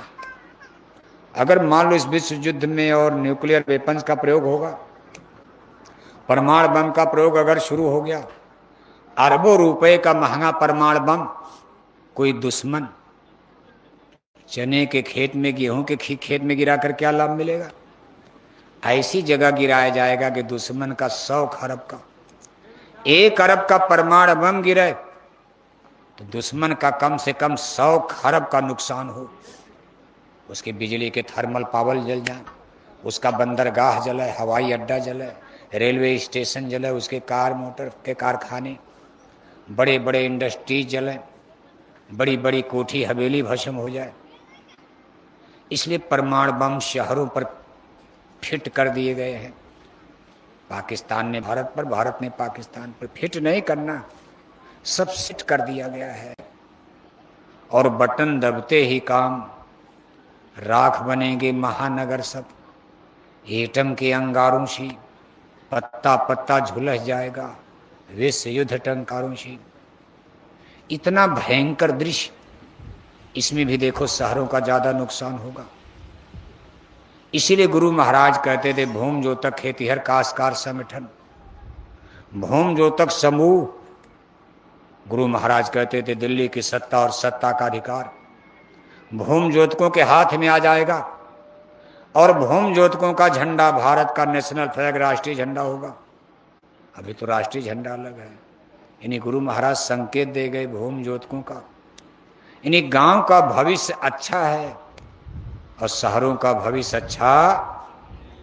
इसका मतलब नहीं कि आप शहर में रहो, लेकिन एक पैर गांव में भी रखो। गांव की सब जमीन मत बेच देना, गांव में भी अपना अड्डा उड्डा कुछ न कुछ छान छप्पर बनाए रहो। ये शहर सब रेडीमेड है, भगवान के बनाए नहीं है। भगवान ने तो गेहूं चने का खेत बनाया है, भगवान ने आलू टमाटर का खेत बनाया, भगवान ने ये पेड़ पौधे बनाए, बाग बगीचे बनाए, भगवान ने नदियां बनाई हैं, भगवान ने बावड़ी तालाब पानी बनाया। भगवान की तरफ रहोगे, प्रकृति की तरफ रहोगे, लाभ में रहोगे। रेडीमेड दुनिया में लंदन अमेरिका के कहने पर भागोगे, बड़े बड़े महानगर। तो ये सोने की लंका मिट्टी में मिलने वाली, हम श्राप देने नहीं आए। इसलिए आगे का समय बहुत खराब आ रहा। आज स्थिति आप देख रहे हो, धर्म की स्थिति। 80% हिंदू भारत में मांसाहारी हो चुके, केवल 20% हिंदू शाकाहारी बचे। कब? जब जय गुरुदेव मिशन का इतना बड़ा प्रचार, अभी देखो करोड़ों करोड़ रुपए खर्च करके पूज महाराज जी 4 महीने आपके जौनपुर जिले में देखो गांव गांव कार्यक्रम, कितने करोड़ रुपया इसमें खर्चा हो गया, पर्चा, पोस्टर, झंडा, बैनर, डीजल, पेट्रोल, भाड़ा, किराया। लेकिन जौनपुर की जनता के जेहन पर कोई असर, बहुत असर पड़ता नजर नहीं आ रहा। पड़ा, कुछ तो पड़ा। 70, 72, 74 साल हो गया प्रचार करते करते।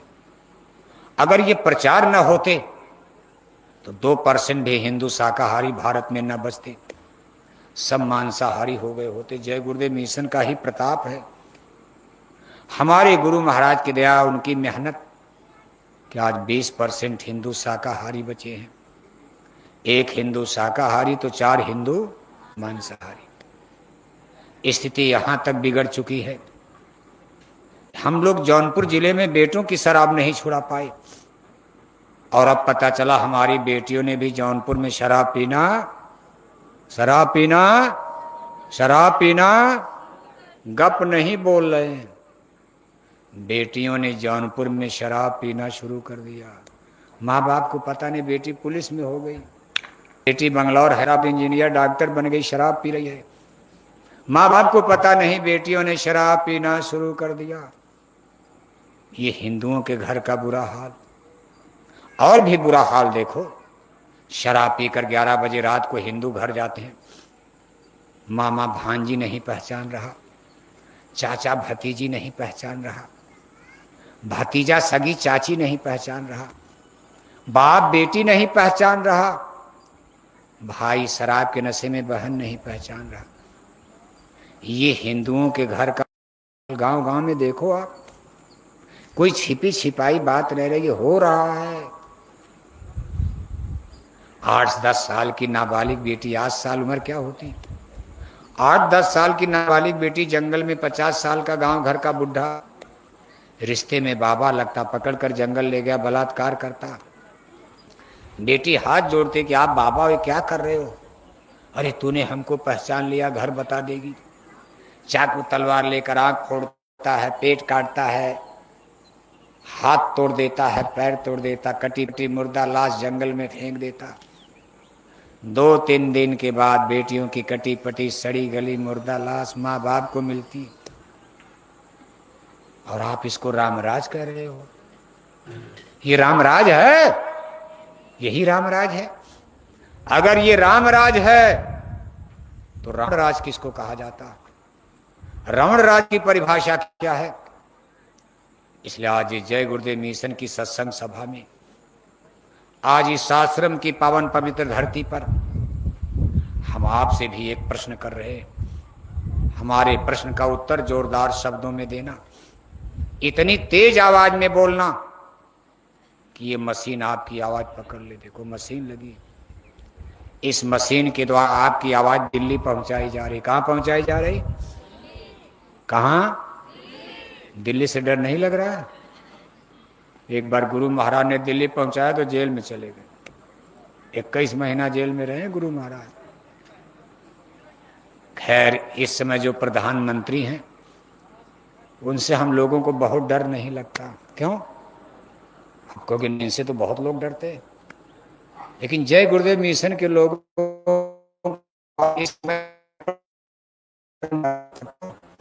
हम तो खैर प्रधानमंत्री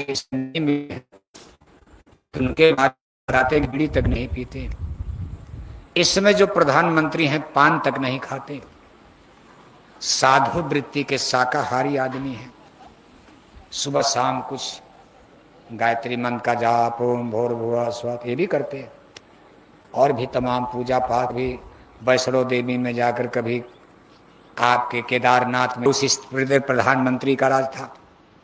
गुरु महाराज ने उनसे कहा था, बच्ची तुम ब्राह्मण की बेटी हो, ब्राह्मण कुल में जन्म लेकर तुम अंडे खाती हो, क्या धर्म बचाओगी? नाराज होकर जेल में डलवा दिया। लेकिन आपसे कुछ आशाएं हमारी विशेष हैं, आप कुछ करके दिखाओ, हम लोगों का भी बोझा हल्का हो जाए। बड़ी झंझट झेल लिया, बड़ा प्रचार कर लिया, बड़ा पैसा फूंक दिया गया, लेकिन शराब पीने वाले, आपके जौनपुर जिले में शराब पीने वाले हिंदू घट रहे कि बढ़ रहे? अंडा मछली खाने वाले हिंदू जौनपुर में घट रहे कि बढ़ रहे? तो कभी राम राज आ पाएगा? फिर हम लोग दूसरी पीढ़ी भी मर जाएंगे। लेकिन जुआ संगत काम तो चलेगा कभी न कभी, जब इसका समय आ जाएगा। जिसके हाथ की रेखाएं होंगी, जिसके भाग्य में होगा, कोई न कोई तो हनुमान बनकर लंका का दहन करेगा ही। लेकिन हमारी आशा है कि आपके द्वारा, आपके पास इतनी बड़ी शक्ति है, दिल्ली की गद्दी छोड़ने के पहले एक बार कलम घुमा दीजिएगा, और जाते जाते कि कल गद्दी छोड़नी, एक दिन पहले आप कलम घुमा दीजिएगा कि भारत में शराब की दुकानें इतिहास में अमर पुरुष कहे जाओगे। सनातन धर्म की रक्षा के लिए आपका एक लाइन जोड़ दिया जाएगा। आप भी महामानव महापुरुष के रूप में भारत में पूजे जाओगे, और प्रधानमंत्रियों की पूजा नहीं होगी, लेकिन जो ये काम करेगा उसकी पूजा होगी।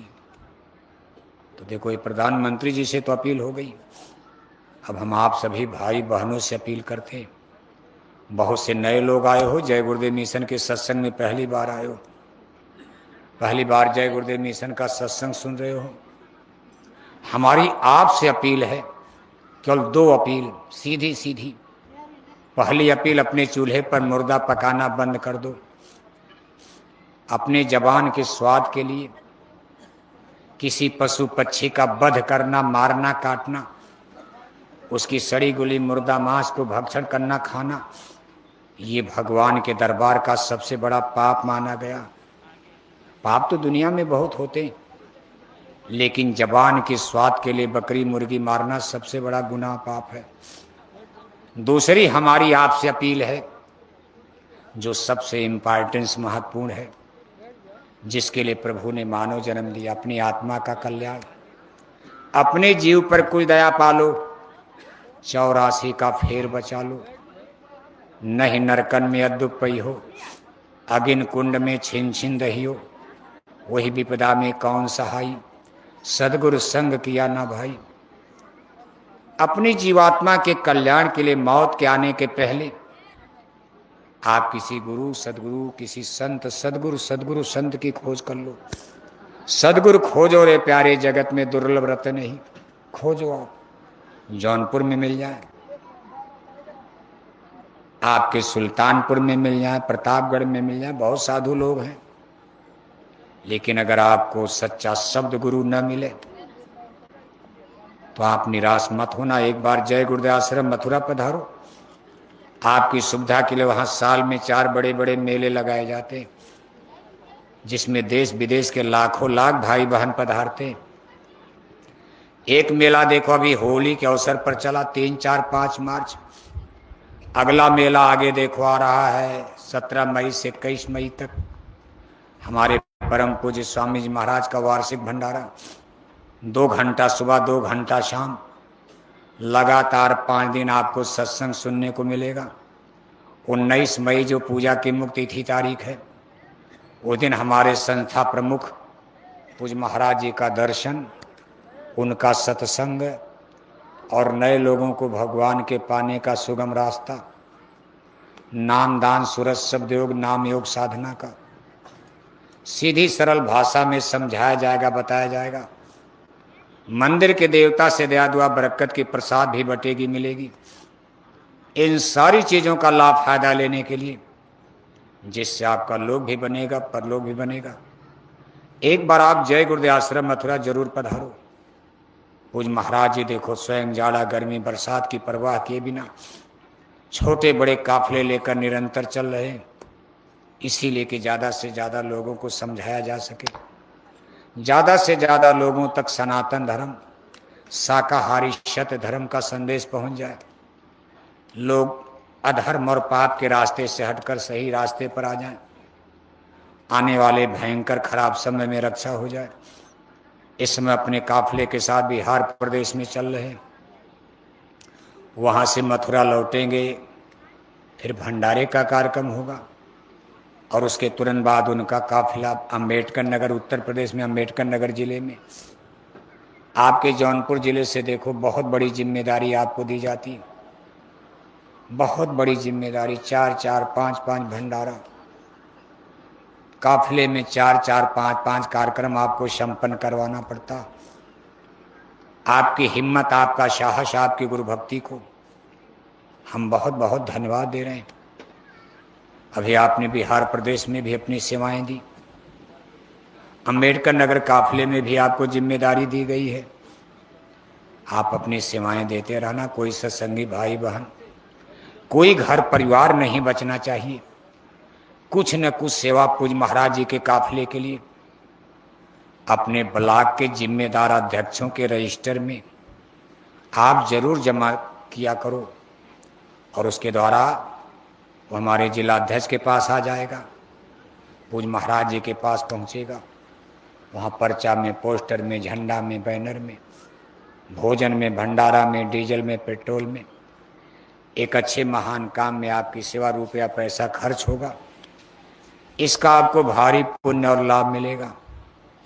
इसी अम्बेडकर नगर काफिले के साथ देखो हमारे आजमगढ़ जिले में 3, 4, 5 जून को बहुत से भाई बहन वहाँ गए भी हो। एक बहुत बड़ा वार्षिक फंक्शन होता, पूज्य महाराज उसमें कभी हेलीकॉप्टर से, कभी ऐसे भी। अब की बार चूंकि वो अम्बेडकर नगर में रहेंगे तो बाई रोड ही आ जाएंगे, कभी कभी तो वहाँ हेलीकॉप्टर से आते, और जौनपुर जिले के बहुत से भाई बहन वहाँ पहुँचते हैं। चूँकि हमारा आश्रम है, हमारा गांव है वो, हम आपको उसका भी निमंत्रण दे रहे हैं। और आपके जौनपुर जिले का चूल्हा चाकी वहाँ भी जाता। वह अम्बेडकर नगर में भी आपकी ड्यूटी लग गई। हम तो सोचे थे भाई अम्बेडकर नगर ना लगे, वहीं लगे ड्यूटी, लेकिन अब जो भी मौज हो। लेकिन जौन आजमगढ़ के इस कार्यक्रम में भी 5 जून को सत्संग तो 3 दिन चलता, 2 घंटा सुबह, 2 घंटा शाम, रोज सत्संग चलेगा। 3 जून, 4 जून, 5 जून को 11 बजे से महाराज जी का होता। अम्बेडकर नगर से आएंगे करके वहीं चले जाएंगे, लेकिन होगा उसी तरह जैसे हर साल होता, भीड़ भाड़ के साथ। अगर आप वहाँ कभी गए होंगे 5 जून को, आपने देखा हो कितनी भीड़ आती, लाखों लाख का जनमानस। तो इसके लिए हम एक बार उसके लिए भी आपको सादर निमंत्रण देते हैं, और अपने जिला अध्यक्ष जी से भी अपील करते, भाई चूल्हा चाकी के साथ थोड़ा आपकी भी हाजिरी योगदान से हो। आपने समय दी, आप सबको बहुत बहुत धन्यवाद है। फसलों की कटाई बटाई भी थोड़ी बहुत बाकी है। शादी ब्याह लगन पत्री बहुत तेज है आज। इतने टेम्परेचर गर्मी में आप इतने लोग पधारे, और देखो पीछे दूर तक लोग दिखाई दे रहे हैं, कई टुकड़े में बैठे, गैंगवार हो गया। नंबर 1 टुकड़ा, नंबर 2 टुकड़ा, 3 टुकड़ा, 4 टुकड़ा, 5 टुकड़ा, 6 टुकड़ा, टुकड़ा टुकड़ा कर दिया। लेकिन इतनी बड़ी संख्या में आप लोग आए, हमको ताज्जुब हो रहा। हम तो सोचे चलो 200-200 लोग आ जाएंगे इतनी गर्मी में, लेकिन आप अपना डीजल पेट्रोल लगाकर दूर दूर से चलकर इतनी बड़ी संख्या में पधारे। हम आप सबको बहुत बहुत धन्यवाद, और विशेषकर जिला संघर्ष संगठन जौनपुर के अध्यक्ष भाई ऋषिदेव श्रीवास्तव जी को बहुत बहुत धन्यवाद है। ये हिंदुस्तान में एक अच्छे आदर्श अध्यक्ष के रूप में जाने जाते हैं। इतने बड़े जौनपुर जिले को गाइड करना, चलाना बहुत बड़ी इनकी जिम्मेदारी है, और इसको बखूबी निभा रहे हैं। और ये गुरु महाराज की बहुत बड़ी दया मानी जाएगी इनके ऊपर, और आज से नहीं कितने दिन से निभा रहे हैं। और जौनपुर जिला आज भी एक आदर्श संगत मानी जाती।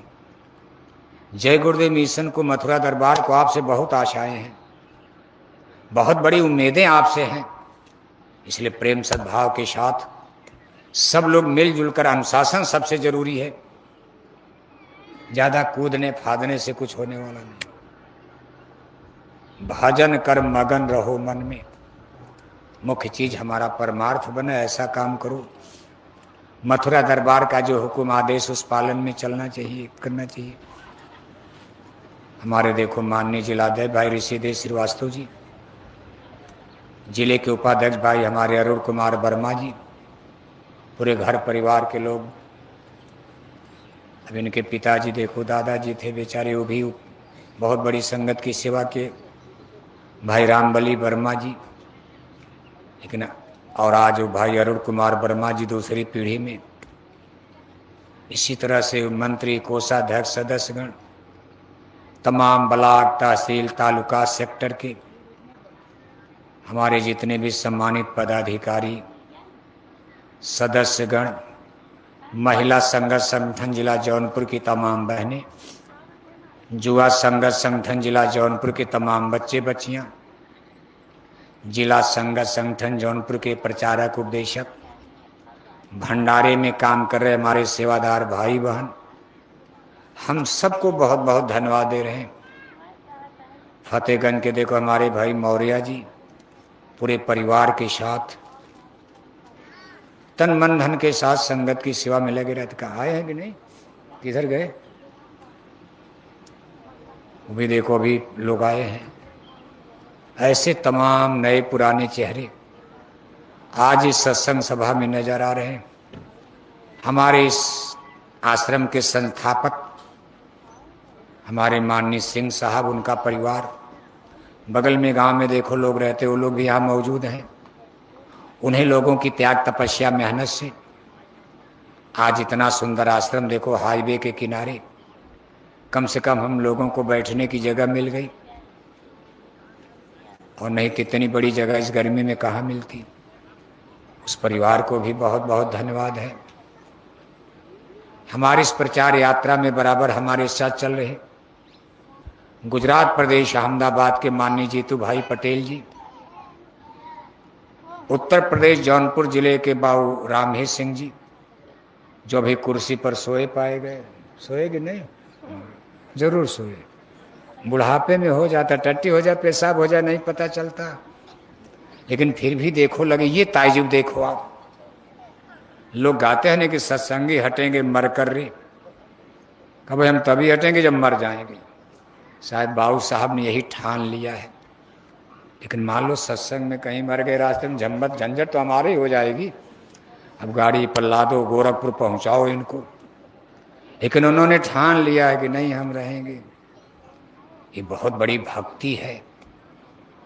ठाकुर कुल में जन्म लेकर, और मामूली ठाकुर नहीं, गोरखपुर में रेलवे में अकाउंटेंट अफसर रहे। जितनी कोई तनख्वाह पाता उतनी तो पेंशन पाते, और पेंशन भी कितनी हम लोगों पर ही खर्च कर देते। समय आने पर ज़्यादा तो नहीं लिया जाता, झगड़ा हो जाएगा घर में, लेकिन कभी कभी ये कुछ कर देते। तो इतनी बड़ी ये भक्ति मामूली भक्ति नहीं। इसी तरह देखो हमारे साथ आपके जौनपुर जिले से डॉक्टर शेखरन साहब, ये भी नौकरी से रिटायर होकर बराबर साथ दे रहे हैं। हम सबको इसके लिए बहुत बहुत धन्यवाद दे रहे हैं। सबके लिए हमारी शुभकामनाएं हैं। इसी तरह प्रेम सद्भाव बनाए रहोगे, एक दिन हम लोग अपनी मंजिल पर पहुंच जाएंगे। और हमारे परम पूज्य स्वामी जी महाराज ने जो संकल्प लिया है, उस संकल्प को पूज्य महाराज जी अपनी तपस्या से पूरा करते नजर आएंगे। वो दिन आगे आ रहा, लेकिन आप सबके प्रेम सद्भाव की जरूरत है, आवश्यकता। अब एक छोटी सी आरती होगी, बस 2 मिनट और। क्यों, भूख लग गई? लग गई। भूख नहीं तो प्यास तो लगी गई होगी। हमको तो लग गई प्यास, गला तो देखो सूख रहा। लेकिन 2 मिनट समय आपका और लिया जाएगा। बैठे बैठे सब लोग आरती बोलना, कोई खड़ा नहीं होगा। कोई स्वा भेंट दान दक्षिणा आपको देना, आरती बोलते रहना। एक सेवा तो है गुरु महाराज की प्यारी गायों की सेवा, जिसके लिए आपके बीच में रजिस्टर भी चल रहा है। दूसरी सेवा है गुरु महाराज की सेवा दक्षिणा, जिसके लिए उनकी वरदानी झोली भी चल रही है। कुछ लोग सोचते हैं कि रजिस्टर में दे दिया, झोली में क्यों दें? झोली में दे दिया, रजिस्टर में क्यों दें? अरे हर दवा लाभकारी होती। गाय की सेवा का पुण्य अलग है और झोली की सेवा का पुण्य अलग है। कभी कभी बीमारी ज़्यादा तो कई दवाएं खिलाई जाती, इसलिए गठरी भारी है, पाप का बोझा लदा, जल्दी जल्दी पूरा करवा लो। देते रहोगे सेवाएं मिलती रहेंगी। तो ऐसे दोनों सेवाएं, ये नहीं कि झोली में देकर रजिस्टर में नहीं दिए, गायों के लिए भी देना, झोली में भी देना। सेवाएं देते रहो, आरती बोलते रहो। अभी देखो मंच से उतरने के बाद ये बगल में, मंच के बगल में सफ़ेद रंग की हमारी गाड़ी खड़ी है। अभी करीब 1 घंटा हम गाड़ी में रहेंगे। किसी भाई बहन को नज़दीक से मिलना है तो आ करके आप गाड़ी में मिल सकते हो। वैसे तो हम आपको घंटे भर से देख रहे हैं, आप भी हमको घंटे भर से देख रहे हो, फिर भी गाड़ी में नज़दीक से मिलने का दया दुआ पुण्य फल लाभ अलग होता। दरस परस आदान प्रदान उसका फल फायदा। इसलिए किसी भाई बहन को नज़दीक से मिलना है तो आकर के आप गाड़ी में मिल सकते हो। यहाँ से हमको प्रतापगढ़ जाना है, कल का कार्यक्रम इसी तरह दोपहर में प्रतापगढ़, परसों रायबरेली, उसके बाद फतेहपुर। ये भंडारे तक लगातार चलता रहेगा। बोलो जय गुरुदेव, जय गुरुदेव, जय